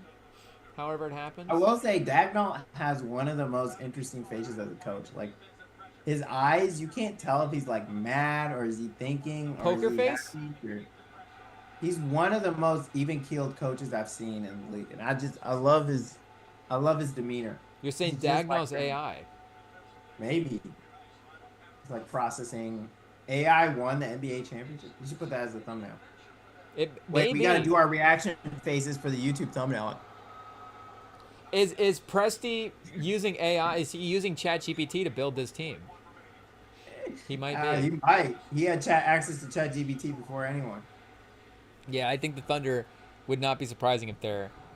Does the AI, do they have to send a ring to San Francisco? Like one of those commemorative rings to open a plaque? Like a YouTube play button? Thanks for helping us win a title? Yeah. NBA play button, maybe? Get a Silicon Valley jersey up in the rafters? I don't know how that works, but... They could. You know, there's like corporate frisbee leagues here. Like there's people who play for like Google and stuff, and Chrome and Like Facebook. the court like the like Google's such a big business, like they have just like an inner league like with the people there who Yeah, use it. with Yeah. other companies, and they like buy jerseys and stuff, and they play each other. It's crazy.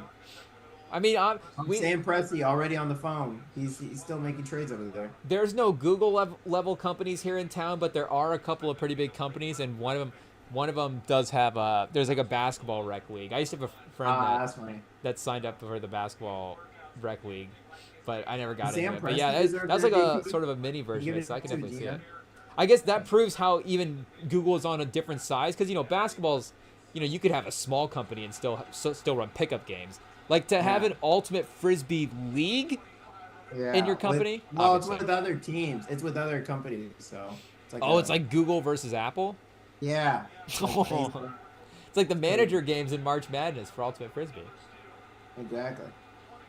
That's fun. Why is Google and Apple not streaming those games? They should. They should be. The tech companies are losing out. Yeah, the Pacers have definitely ramped up here in the fourth quarter. Unfortunately, 64 seconds left. There's not going to be any Why is time. TJ McConnell on the bench? I was just going to ask that. Did he foul out? Literally like the only player scoring. Like, McConnell has 40 tonight. Carlisle's sitting him for some reason. I mean, Carlisle. I guess this is one of those. Is this one of those wins where they can look back later and be like, "Whoa, we actually wanted to win it at home." Wait, we actually what? Sorry, my Remember ears the just cut out. Celtics said that at one point. It was kind of Wait, funny. what? Remember the Celtics said that about their. What was it? Didn't they win Game 7 or did they win Game 6 or there was one of those series where they're like, actually we wanted to win it at home to celebrate with our fans. Oh, yeah, the Thunder were talking like that beforehand. Which, And it's like, all right. I mean, I wouldn't be shocked. I mean, they definitely played Game 6 a little like they were thinking about That's Game like 7. top 5 dumbest reason to lose a game though. But yeah, you never want to take that chance in the title. That honestly is a young team mentality thing to think that you have that type of leeway in the NBA Finals. Oh, Neesmith chat with tears. Oh, you love to see the passion, but Yeah. that's like a Yeah. March Madness thing. We're adults here in the NBA. Neesmith, what's going on? Man, 55 seconds. It's over. The problem, yeah, our Rick Carlisle's biggest mistake was benching TJ McConnell. Like him, Ben Shepherd, or O'Connell. Like, are we serious right now? McConnell like literally carried him in the third quarter. Like, you'd rather have Ben Shepherd out there? Like, I don't. Yeah, that's kind of egregious. That's a fireable offense in my opinion. Carlisle gets into a Game 7, gets fired because he doesn't play TJ McConnell. That's a fireable offense. I'm having a call with you at Matt. Sam's gonna be in the Pacers DMs after this game. Oh, you hate to see it. You hate to see it. The celebrations. Every time it's a team that's not San Antonio. This is what happens like in the NFL. Like every time I see your Chiefs celebrating, I just go, it just makes me sick. It's not the Colts, Yeah, that's too funny. They're ready this year. They're locked. They were talking about how they're so mad about their AFC Championship rings. Usman Jang? I'm telling you, they're ready this year, man. Is Usman Jang hype on the bench? Usman Jane's checking in this. I always said in the draft that Usman Jang would play in the finals, so I've been proven right. There you go. Hey, Usman Jang is an NBA champion. Yep, he is. Spurs should trade for him. He got a ring. We could use his wing abilities on the team for sure. The Pacers. It's always funny when they like sub everyone out and it's just a lonely starter on this like. I say the Pacers don't even really have anybody to sub in at this point. No, oh, there's Johnny Furphy. I was gonna say, where's Johnny Furphy at? I feel like they could have given Johnny Furphy like 9 minutes in this game. Matherin, he's trying to get his PER up. He said, "I'm gonna get my points." Dagnall, where's the Gatorade? Nobody does the Gatorade splash on the courts. I don't know, right? Be a little messy, but you gotta celebrate properly. Yeah, I guess. Where's the Gatorade? Wow, first title in Thunder franchise history. Yeah, because they won one with the Sonics, but not technically as the Thunder. Not as the Thunder. Second appearance after losing in 2012. So this is officially the first one. I was gonna say, is there any other franchises left? I guess Well, because like Washington, they have a title Dallas. from way back. No, they won one. Dallas has the one. Utah. We need to get Utah a title. Yeah, We need to they get tried. Karl Malone.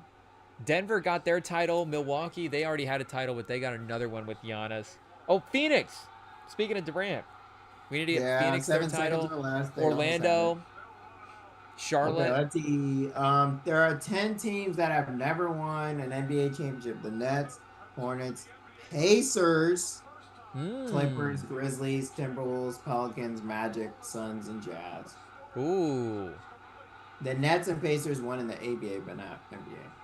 Neither of those teams none of those teams you're stoked about the future. The Pacers would have been the easy number one pick. That now that Yeah. Halliburton's out. Magic? They're stoked. Oh wait, the Magic. Yeah, the Magic. Yeah, they're stoked. The Timberwolves and the Grizzlies have hope. And the Yeah. Grizzlies are, but the Grizzlies you're thinking you're like probably a couple years Yeah, away. we're definitely taking a step back. But the Timberwolves though. And then you have the Pacers, yeah. The Clippers. Did they bring back James Harden? Who knows? For a month there, the Clippers were the best team in the NBA. All right, they did it. Took them 7 freaking games, but the Thunder did it. Maybe it is just something about seeing the inexperienced teams win the titles. It's like, can these guys actually be the best guys in the league? They're 24, 25, but they're running the league right now. It is what it is. It's what's crazy to like. I guess Shea had to win in the most nonchalant way. Like he's no nonchalant. He's got to. How many quotes will Shea rip off for his interviews? Where did he get this gold? Jeez. The gold sneakers for Shea. Shout out. Oh, Oklahoma McConnell just City. told Cam Presti to sign him. This is You for saw him you. dab him up there. What? No, McConnell just dabbed up Sam Presti. I was saying he just told him. Oh, this is Sam Presti's sixth man in 2026. TJ McConnell for You're gonna need Hartenstein. some depth next year. Hartenstein gets a ring. Caruso gets his second ring. Caruso's now a two-ring, two-player guy. Champion Caruso. Was he on that Lakers team? Yeah, he was on that Lakers team. So now Caruso has won it. So that Lakers team has had Caruso now go to another team and win a title, and KCP go to another team and win a title. Yeah, true. The defenders. So that Lakers team may be a little better than we were giving it credit for in the moment. Obviously, older LeBron and Rondo and Davis as well too. So kind of a great intersection of Youngest team talent. in NBA Finals history also went in there. Right now, Well, they are the second youngest team in NBA Finals history. Yeah. Halliburton on the crutches. Or Halliburton out there on the stretch. On the crutches. That's heartbreaking. Shout out to him though. Would the Pacers have won this game with Halliburton? Well, they won it with McConnell in the fourth. We'll never know. Halliburton was 3 for 4 to start the game. He was the best offensive player early. It was close. He was a close game aggressive. He was run. confident. Would the Celtics have won this if Tatum didn't get hurt? McConnell's just crying in the arms of a Pacers staffer right now. I don't know if that's like a the relative Pacers or. can't even. At the end of the day, the Pacers can't even get mad. The number of improbable wins that brought them to this point, they had wins that we had literally never seen before. And again, you don't want anyone to be injured, but this is one of the things where the odds did come back to bite them. It did come back at some point where like the NBA gods were like, all right. like, y'all got way too many. Like, all right, we're not doing because it was like you can't even come out here and be like, oh, if Halliburton was healthy, he would have played. Yeah, you could say that for everyone. If Tatum was healthy, he could have played. Heck, if the Knicks knew how to score a point at the end of the thing, with some of those situations, they would have beaten the Pacers. There were so many situations where the Pacers won improbably, where it was ridiculous, where they were like down by 10, down by double digits with like a minute left to go, 2 minutes. Like they literally did stuff we never saw. And so I just wanted to say, like, OKC was the better team. They did deserve to win. I do wish Halliburton was out there. But to get to this point, the Pacers did some stuff we've never seen for. And so I definitely wouldn't say it's a fail of the season. But I definitely don't think we can go back and say that there's excuses. Like, there's just no excuses to this. Like, yeah, if Halliburton had been playing, it would have been fine. It would maybe they have a chance to win. But also that they even had a chance to win shouldn't have happened.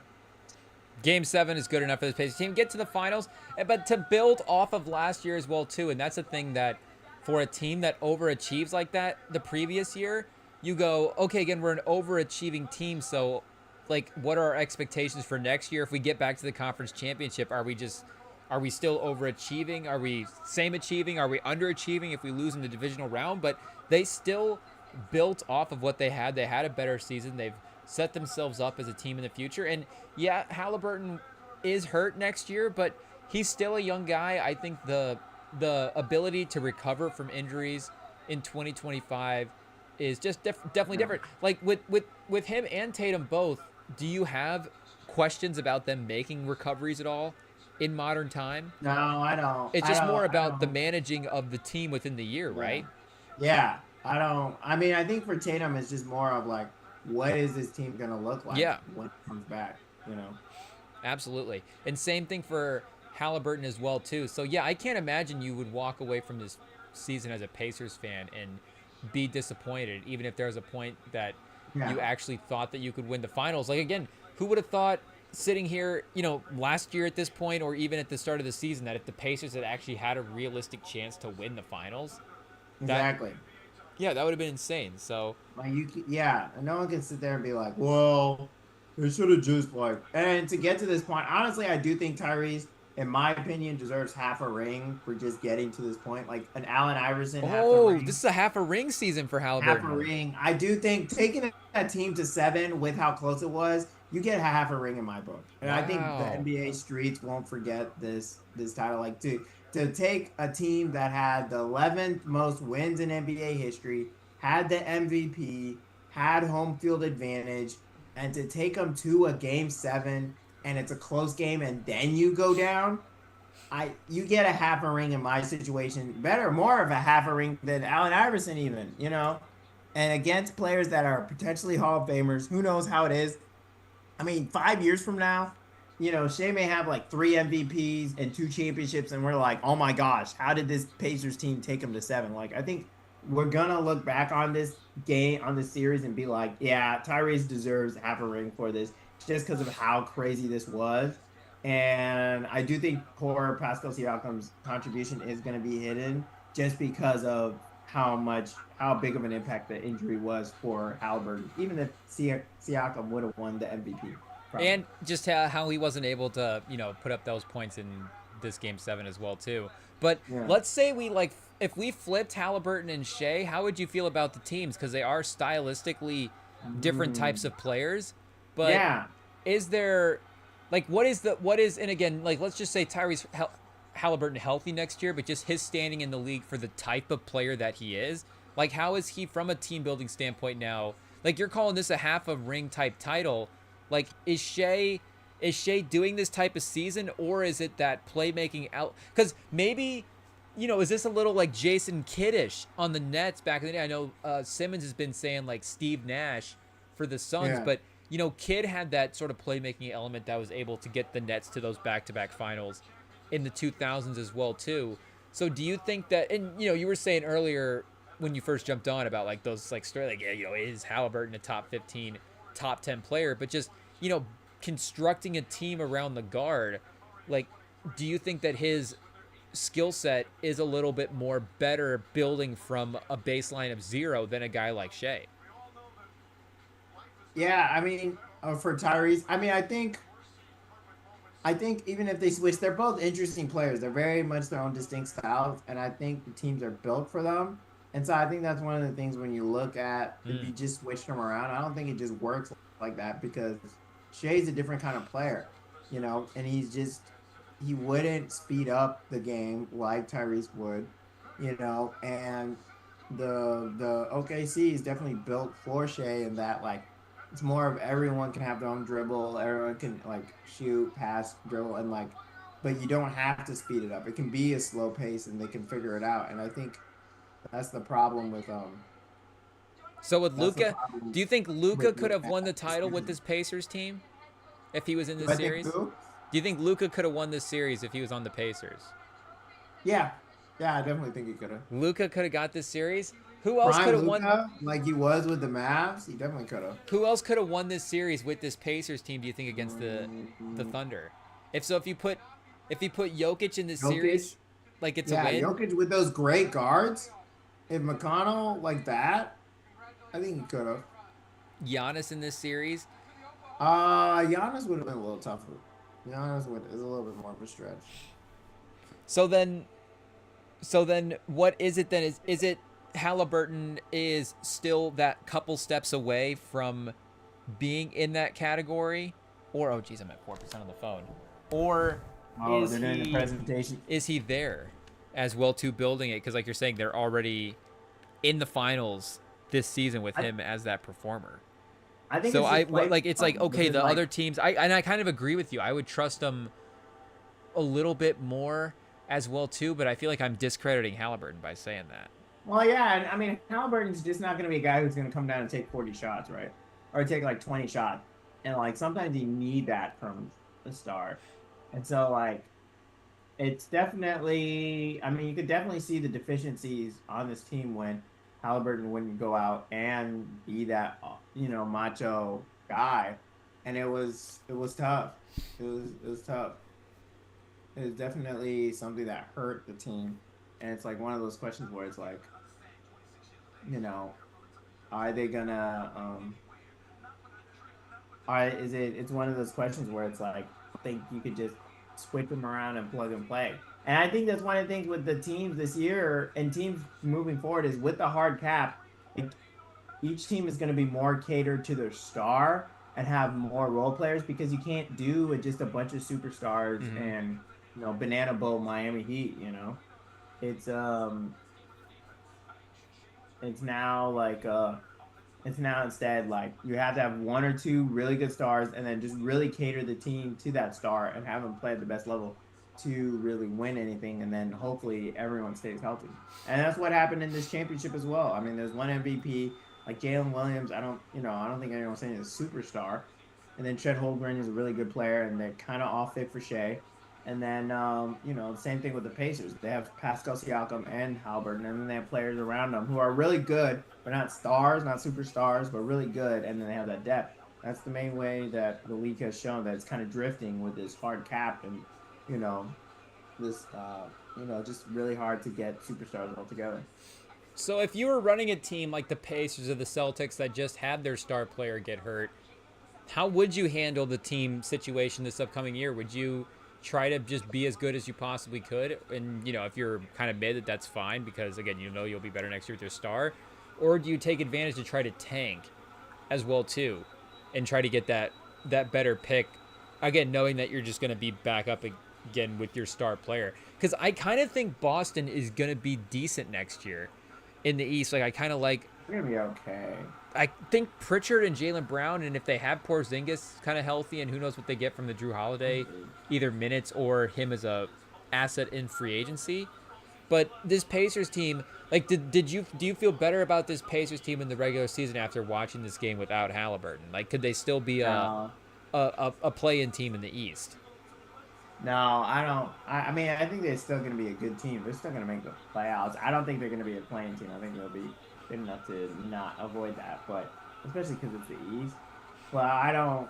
This game didn't give me much because it's kind of McConnell like going crazy. Like McConnell's not doing that night to night.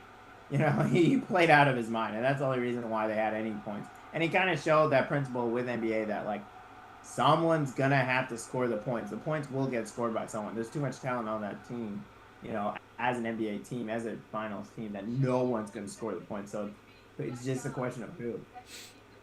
I feel like Siakam might be, because Jaylen Brown obviously definitely a more notable guy, and it's definitely more fun to think about those trade situations. But I think Siakam might be a little bit more gettable in the market next year because him and Halliburton are in a little bit of a different age separation than Jaylen Brown and Tatum.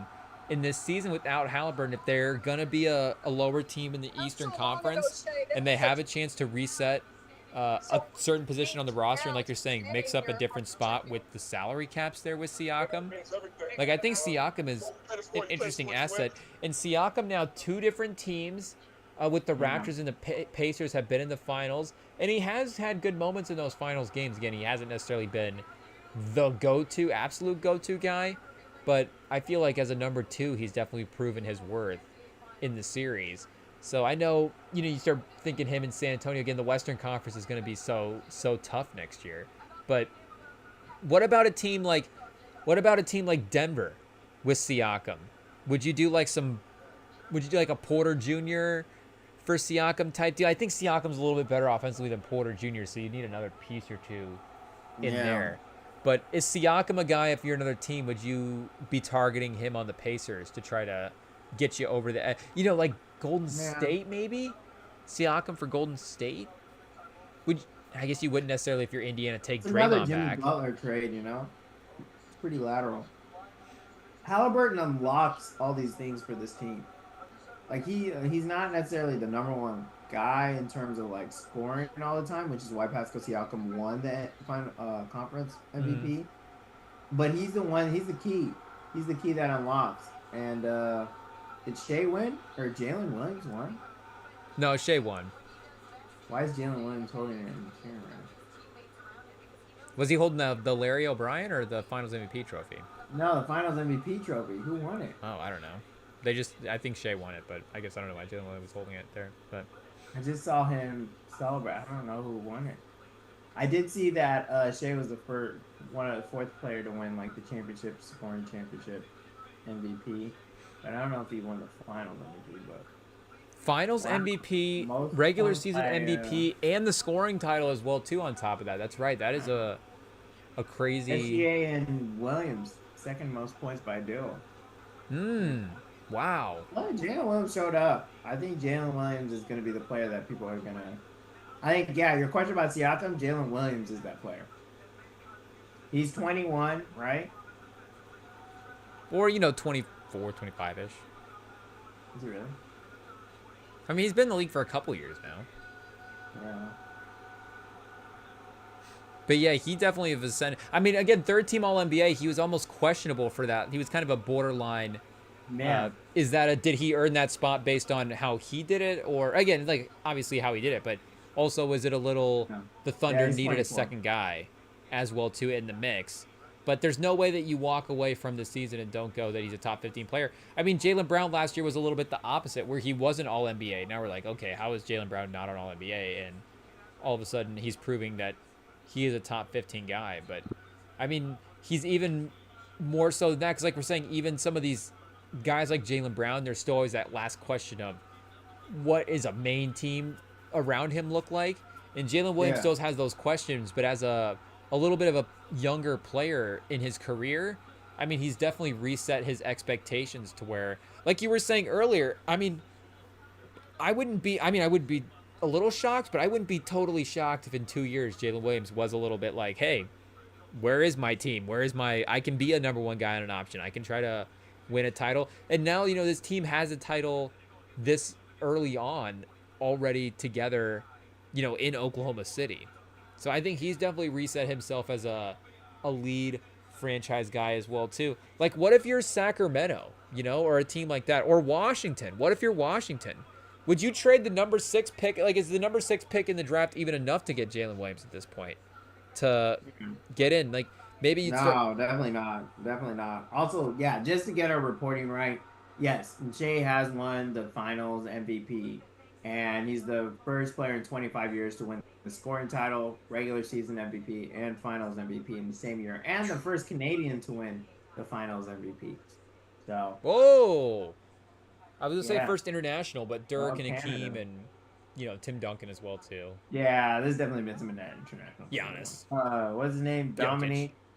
Or who won those? Hakeem Olajuwon? Yeah. I'm pretty sure he got one in the middle of those years, yeah. When Jordan was gone. Hakeem the Dream. Hakeem got one in there for sure.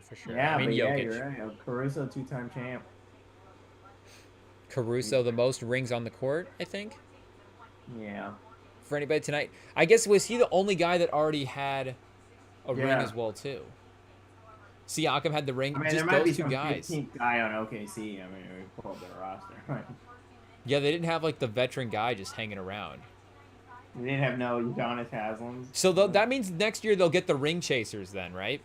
They'll get the old veterans. Who are the old ring chaser guys? How Chris are they gonna Paul. sign him though? You know, and that's the thing. I think Sam Presti's too smart for that. I don't think he's just gonna sign some ring chaser Chris Paul on a minimum contract next year, trying to get a ring. again. Mike Conley. Do we need to do a ring chaser draft for Oklahoma City? Mike Mike Conley. not a cheap contract. He re-signed with the Timberwolves. Is it? They buy him out and then he goes to Did Oklahoma they? City. You trade him maybe. Timeout. They should, but they need a guard. I mean, he really was bad this last year though. In the conference finals, Mike Conley was actually kind of the reason they lost. Oh, poor Conley.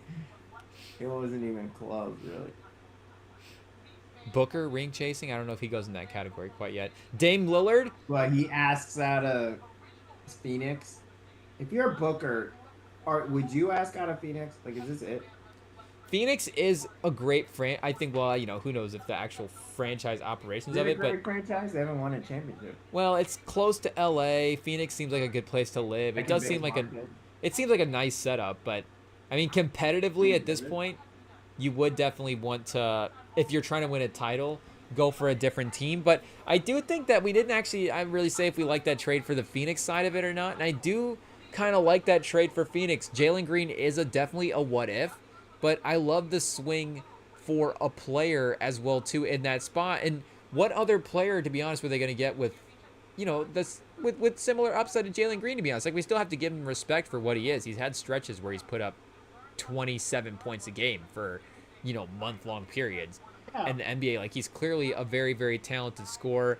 Him and Booker, you start getting into some fit stuff again with the immediate success of it, but the swing of the player, I kind of like for them there to just get that type of asset back instead of just getting, 3 number 12 picks in the future. I mean, the problem is, and it's the reason why people are talking about trades. Booker's been in the league since he was 19 years old. Like, he's almost reaching this next season. He's gonna be 10 years in the league. Like, he can't survive another. He just can't. And to try to set the clock back again, like, there's just no way it can work or should work for him. And he really, really, really, really should demand a trade. And I don't know where he could go, but he's only got like 5-6 years left. Like, and that's a lot of years, it seems like, to tell someone, but to develop talent, like, Jalen Green is not gonna be a third best player on a championship team. Like, he's just not consistent, and I think Booker needs to get out of there. I don't know where he could go. I think going to the East would be great. I think maybe the Cavs could make some trades. They got some assets. I know we keep talking about, like, Booker for Mobley. Would you trade Desmond Bane for Devin Booker? No, I wouldn't. I think Booker for Mobley could be interesting. I think, there's definitely interesting, like Jaylen Brown for Booker. I guess that's going lateral move. You save contract. But I think there's definitely some trades out there. And I don't know, people are talking about the Knicks. I don't know, but he's got to go somewhere. I think the Knicks would actually be a great place to go. Like, what, you getting Bridges back in that deal? Anunoby? Bridges, you could get... Bridges and Hart are both going to have to be in it, probably. Bridges and Hart and some picks. Yeah. Bridges, Hart, and every single pick that you have left. So then you got Bridges and Hart and Jalen Green and Bradley Beal. And the number... And I think they know that. They have to recognize that. If I'm in the Suns front office, I'm banging the table. I'm saying we are not competing with any team here in the West as our team currently stands. There's no shot. They're just not good enough.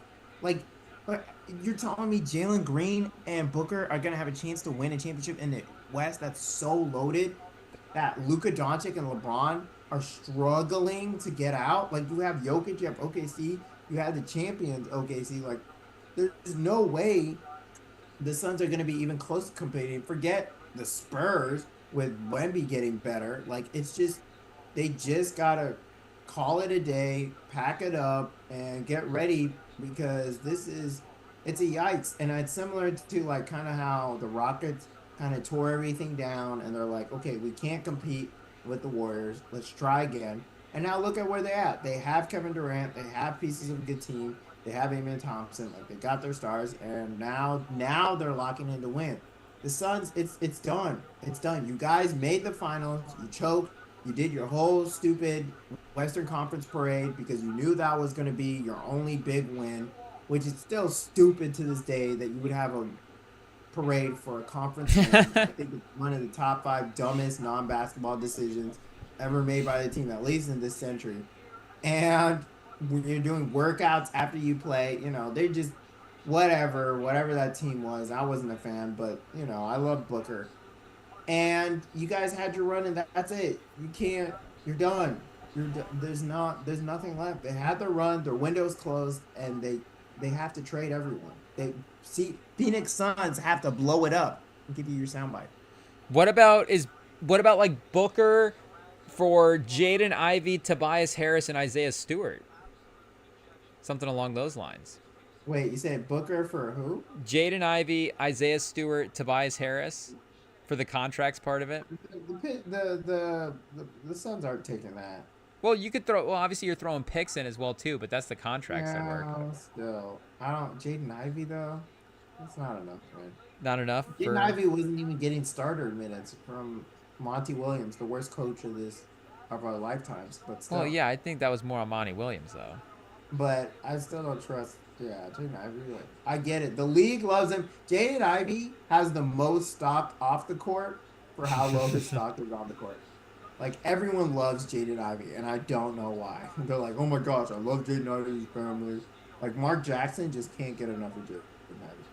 Oh well, if Mark Jackson's all in, then I mean, I just Mark Jackson said that Steph and Clay were going to be the greatest shooting backcourt of all time, and they actually were. So Mark Jackson knows how to scout talent. People do not When did he underestimate say it? Mark 10 years ago. Jackson. Is Austin Reeves, Hachimura, and Finney Smith work? Oh, it doesn't work.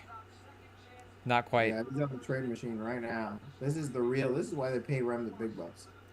Yeah, I just we pull up the trade machine live and just uh, I mean, is there a do the trade with math. the Knicks? The Knicks here. Let's go see what we got. I feel like between Bridges and Hart, like we were saying, you're gonna get to most of the money here.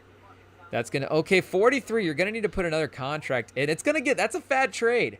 You're giving up a lot of minutes. It's Devin Booker. It's Devin freaking Booker. Like Still, he Bridges had is a bad good. year, but when he's on, he's that guy. He's still an easy 25 a year. Bridges, Josh Hart, and Paycom Diate. Is this enough? Oh, what are we off here? 6 mil. We're way off. Okay, so Diate definitely goes. Wait, so there's 6 mil. Let me go back and see what we got here. 6 mil over for the Knicks. So yeah, we got to get more money. Otherwise, it starts turning into a 4-for-1. So there may be more mechanics to this Knicks Mania third team as well. Or no, if we cut a team option, that's not going to change their space that much. We may be able to get only an extra 2 million in team space from that team option as well. But maybe McBride works. McBride, Bridges, and Hart. It's a lot. All three of those guys played minutes, and they only had 6 guys. Yeah, this doesn't work. So we need to bring in a third team. We'd have to workshop it, or it would have to be just like Towns for Booker, straight up. Which maybe are you doing it? Are you doing something like that? Are you doing Towns for Booker and then trying to find a center somewhere else? I'm doing that. I'm doing that. You got Mitchell Robinson. Yeah, with the way Mitchell Robinson played this past year. I think you need Jalen Brunson insurance, and I think he is a little bit banged up. He's a little injury prone. It is a lot because of Thibodeau's fault. But there's also does it really hurt to have another ISO scorer on this team? Like just knowing how Jalen Brunson plays, yeah, I think he does. Towns did show up in that game. He does have that size. Your defense might take a step back, but Devin Booker, I mean, he is a better player than Cat, and I still rather have him than Cat. And if they're open to doing that trade, I'd do it. Yeah, it works in the trade machine. They have the exact same contract, so You could just do a pretty easy 1-for-1. And it does say that the Suns are 3 wins better with that deal. So, they'd actually benefit from being in Towns, apparently, on the trade machine as well. I think Towns both and teams Beal. would. I think Cat is an excellent, horrible team player. Like not a bad team. I guess he's not a bad team player, but he's great at playing on bad teams. That's a better way of saying it. Like That would be kind of a fun one as well, too. And it would balance out the guard rotation that they have right now because they do have a lot of guards yeah. in Phoenix. But did you have any final thoughts on the finals at all, the NBA season? What was your overall grade on the season? Was this a good season? It was all right. I think it definitely had the craziest trade ever. We had some highs, the Cavs and Thunder. But I will say upsets are, and this is a college basketball thing. Upsets are great until it's the final games, the final couple games. Yeah. Then you want to see LeBron. Then you want to see the stars. No one wants to watch like whatever the heck was in the college men's 2 years ago. What was that? Florida UConn? Atlantic and Yeah. Like, come on. No one wants to watch it. Like, Cooper Flag, baby. Shout out Galen Clark. Like, I don't, no one wants to watch that. And I don't think, SJ was fun. I will say the Thunder weren't really a negative, but having the Pacers in the championship was a negative for the league. Having Tatum hurt was a negative for the league. And not having like the Cavs, like even Donovan Mitchell's a more entertaining player. I wouldn't say again, it's not a boring finals, but it's definitely one of those that I like look back at history and I'm like, this has kind of been a forgettable season. And it kind of felt like a loading up season. Wemby's hurt, but we can see how great he's going to be. Luka Doncic got to was traded. So it's kind of like, what's going on here? But you can kind of get the potential. You know what's going to happen.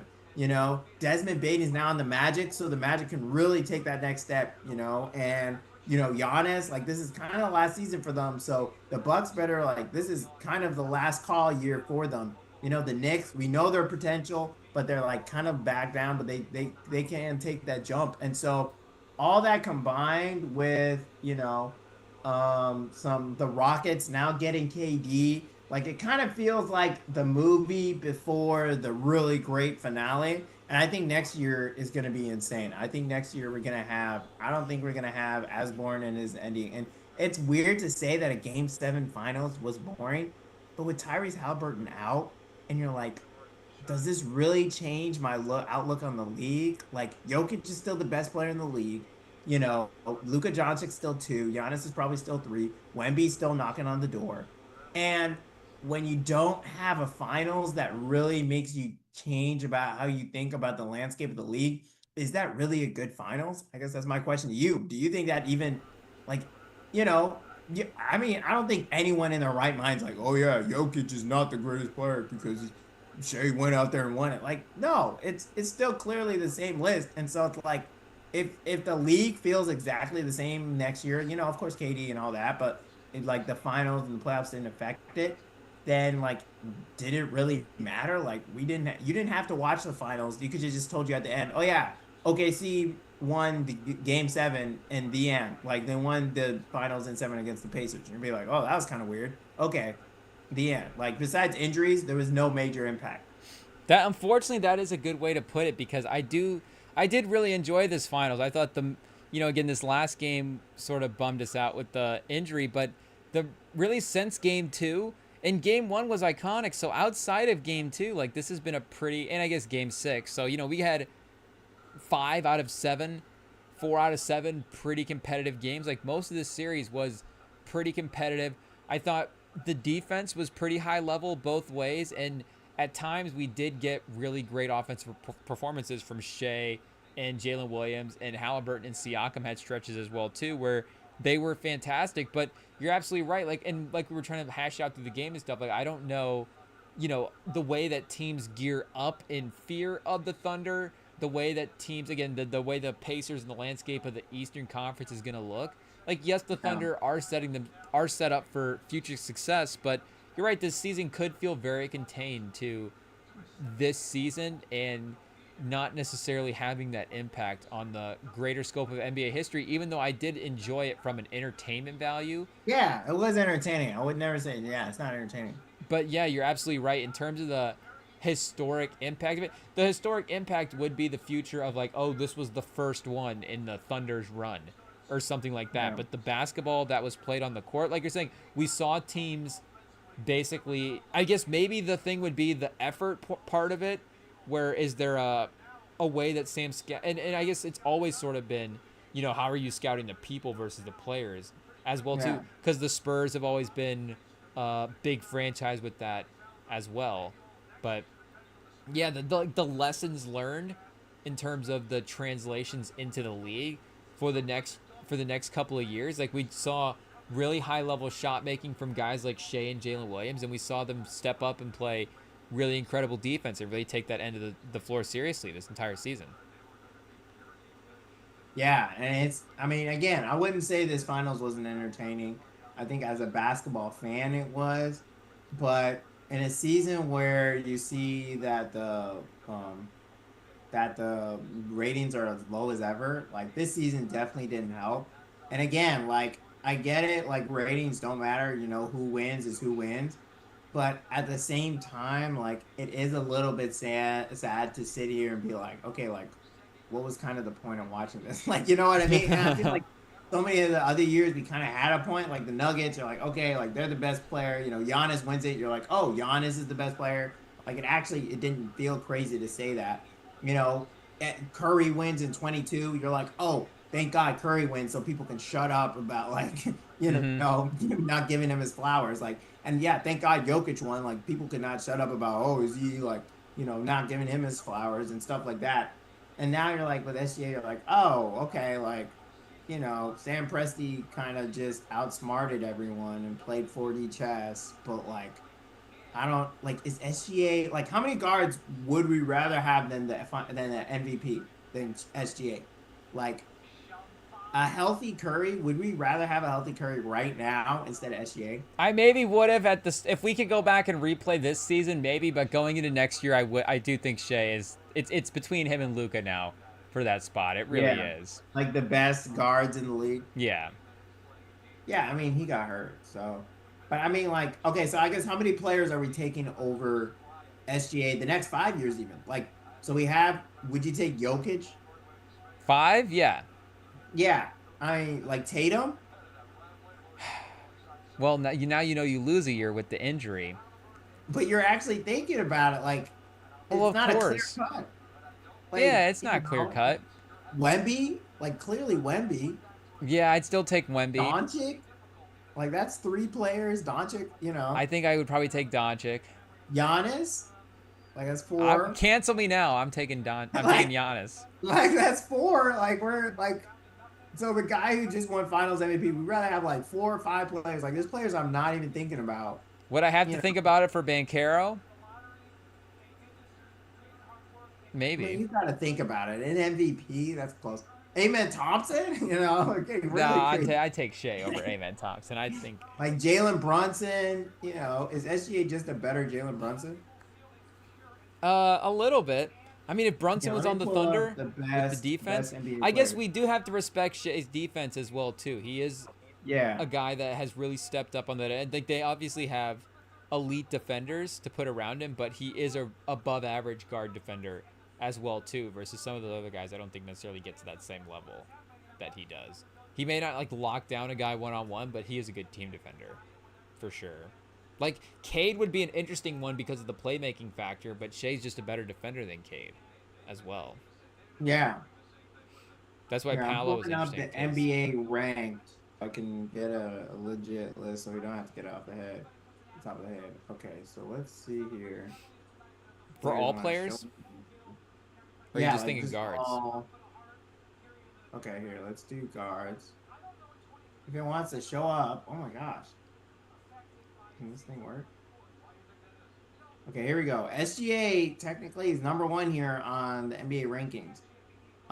So we got Doncic, Curry after SGA, Halliburton, Mitchell, Brunson, Cade, Booker, Jalen Williams, Jalen Brunson, Fox, Darius Garland.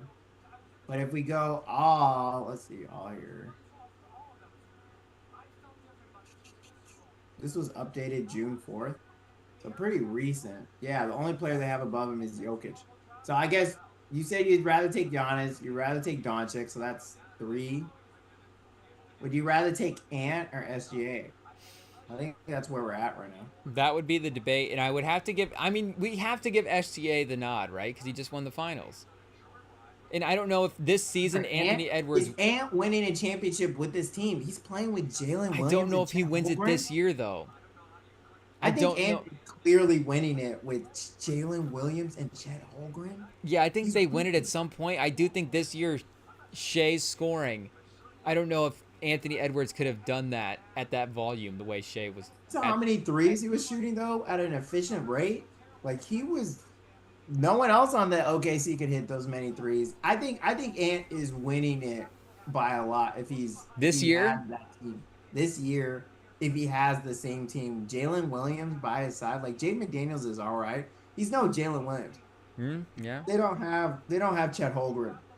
You know their team like he has Rudy Gobert, Rudy and Julius Randle, like who's okay, but we already know what Julius is like.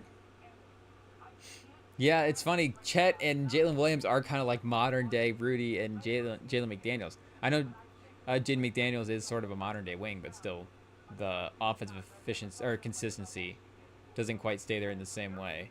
So wait, is Jalen Brown versus Shea like a conversation for you? No, Okay. So it's like the seven. It's they're like not going six or crazy. seven Yeah, guys at the I top think there. there's through 4 or 5 guys I would clearly take over him. Like if they say trade right now for SGA for Giannis, I mean I think trade value. I think you have to. I think I have to. Let me look at the trade value rankings actually. Presti day after the finals trades Shea for Giannis in the most diabolical move ever. No, let me see Who here. says no? Where's SGA on the trade? If you're the Bucks, you get to reset your franchise. If you're the Thunder, you go, are we better next year with you? We win 2 titles with different stars. We're like So SGA Washington in the is 80s in third. football. They put SGA third on the trade value rankings. Wemby is number one. Of And course. number two. Jokic number 2. Yeah. Yeah, I I think think that's stock fair. is right now down for Ant. Yeah, I think we have to give Shea the tiebreaker because he just won the title. I think that's fair. Yeah. I think that's fair. And Cooper Flag is up there as well too. Would you rather have Cooper Flag or Shea right now? I mean, obviously, I'd rather have Shea. I can't. Oh, don't lie to the people. What? Don't lie Over to the Cooper? people. Nah, I like Cooper, but not that much, man. Would I you like ra- Cooper. But, Would you rather have Cooper and Knuppel or Shea? oh, that's tough. Now we're thinking. Now it's a lineup. Would Duke have beaten this team if Duke in 5 years versus the Thunder right now? Maybe I'll ask the ChatGPT to run that simulation. That's actually hilarious. That's actually hilarious. The Duke team in 5 years. Malik, Cooper Flag, Con Knuppel, Sion James, and Tyrese Proctor versus this You see, Thunder that's where you team. lose me. Tyrese Proctor is going to be in the G League in 3 years. Tyrese Proctor versus Caruso. Tyrese Proctor is going to be in the G League. He's not in like a 3 years. Strother type. He's not that good. I love him. I love the plays he made. He's not that good. I don't think he's that good. Okay. Well, are you gonna be locked in for the draft this week? Yeah. Yeah, we're going to be tapped in. Locked in, ready for That's- Cooper Flag to go to the Mavs. Yeah. There we go. Dylan Harper to the Spurs, welcome in. And then, really, it is kind of fun to have only those 2 top picks kind of worked out because now most of the Yeah. draft is kind of. I feel like a lot of the draft has been worked out going into the draft, so it feels like. Yeah, I think people kind of know what they're going to do. And I think it is interesting that there is a lot of talk about the 76ers trading that third pick. And it'll be interesting to see They're not going to trade.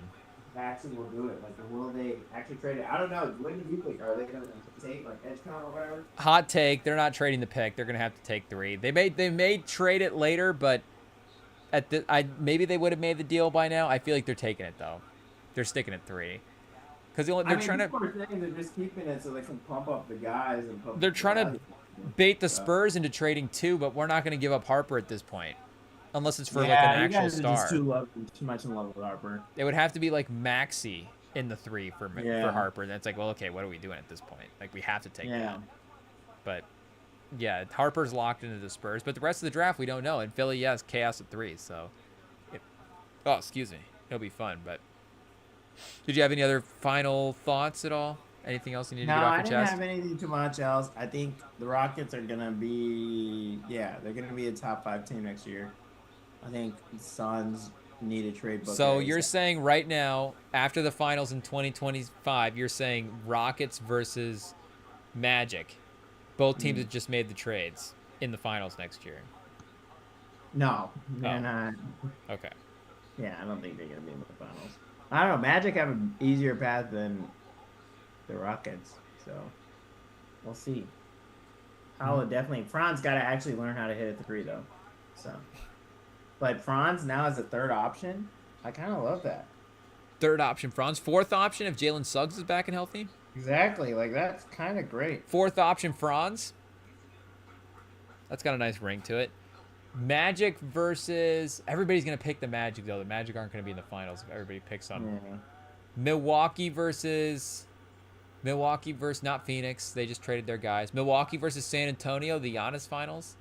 The team he should have been playing for versus the team he is playing for. It'll be something along those lines. Giannis versus Jokic. We finally get that finals next year. Giannis versus Jokic. Hopefully. Oh, well. We did it, people. The 2025 NBA season is over. We have to wait now for a couple months for basketball. Be on during the draft, right? Yeah, we'll be on during the draft. We'll be on all summer. Don't worry, people. We're not going anywhere. The YouTube is cooking. We're degenerates. I'll be here on the live stream. We'll be here. Yeah, It'll be good. I'll join on, especially draft. I'll see if I can join. Sam will be here. Cooper Flag is going to be going to Dallas, so Sam is gonna. Sam might be might be there, like waiting on the runway for Cooper Flag to show up. So there you go. It'll be fun times. But got a sign. Yep, we'll be here on the YouTube, people. You can subscribe. The live streams go up on the podcast feeds as well too. So if you guys want to catch them over there, they are available over there, and the DMs are open. Rem and Sam on Instagram. Always, if you want to open. Message up. Wait, you still shout out our sponsors, Pure Vita? Pure Vita? Don't forget about Pure Vita, people. BETSTAMP. I mean, I feel like we're well known for our Pure Vita stylings here on the Rem and Sam pod. No. I have bought stuff from Pure Vita. I buy Pure Vita bracelets all the time. I've always. Yeah, I will say it is popular with the ladies. So. Re-upping on the rotation. Pure Vita. Guys, if your girl's birthday's coming up, something's coming up, just want to surprise them, check the link below. You need to give them that, hey, well, the welcome back gift from the sports season. Pure Vita. Hey, sorry I was a zombie for the last 8 months. Yeah, now we get to spend the next 3 months together, 2 months, and then till August and football's back, but don't mind that. But also, I'll be taking a break for summer league in the middle there. So. Yeah, may fly out. I low key want to one of these times. Me too. I'm definitely. It's on the list for sure. Vegas. One time, like Cooper Flag's great, but the Wemby year was the one I was like, maybe like when they were playing here in Sacramento. Yeah. But I was like, there's no way he's actually gonna play. Yeah. But if there's another Wemby level player that comes, it might be worth it. That is the problem now. Is you just know he's not gonna play. Well, they play the first game. The next couple games, Yeah. The first one they play usually. It gets pretty iffy. Oh well, we gotta go, people. We did it for tonight, so we'll see you later. We'll be back Tuesday. Be here.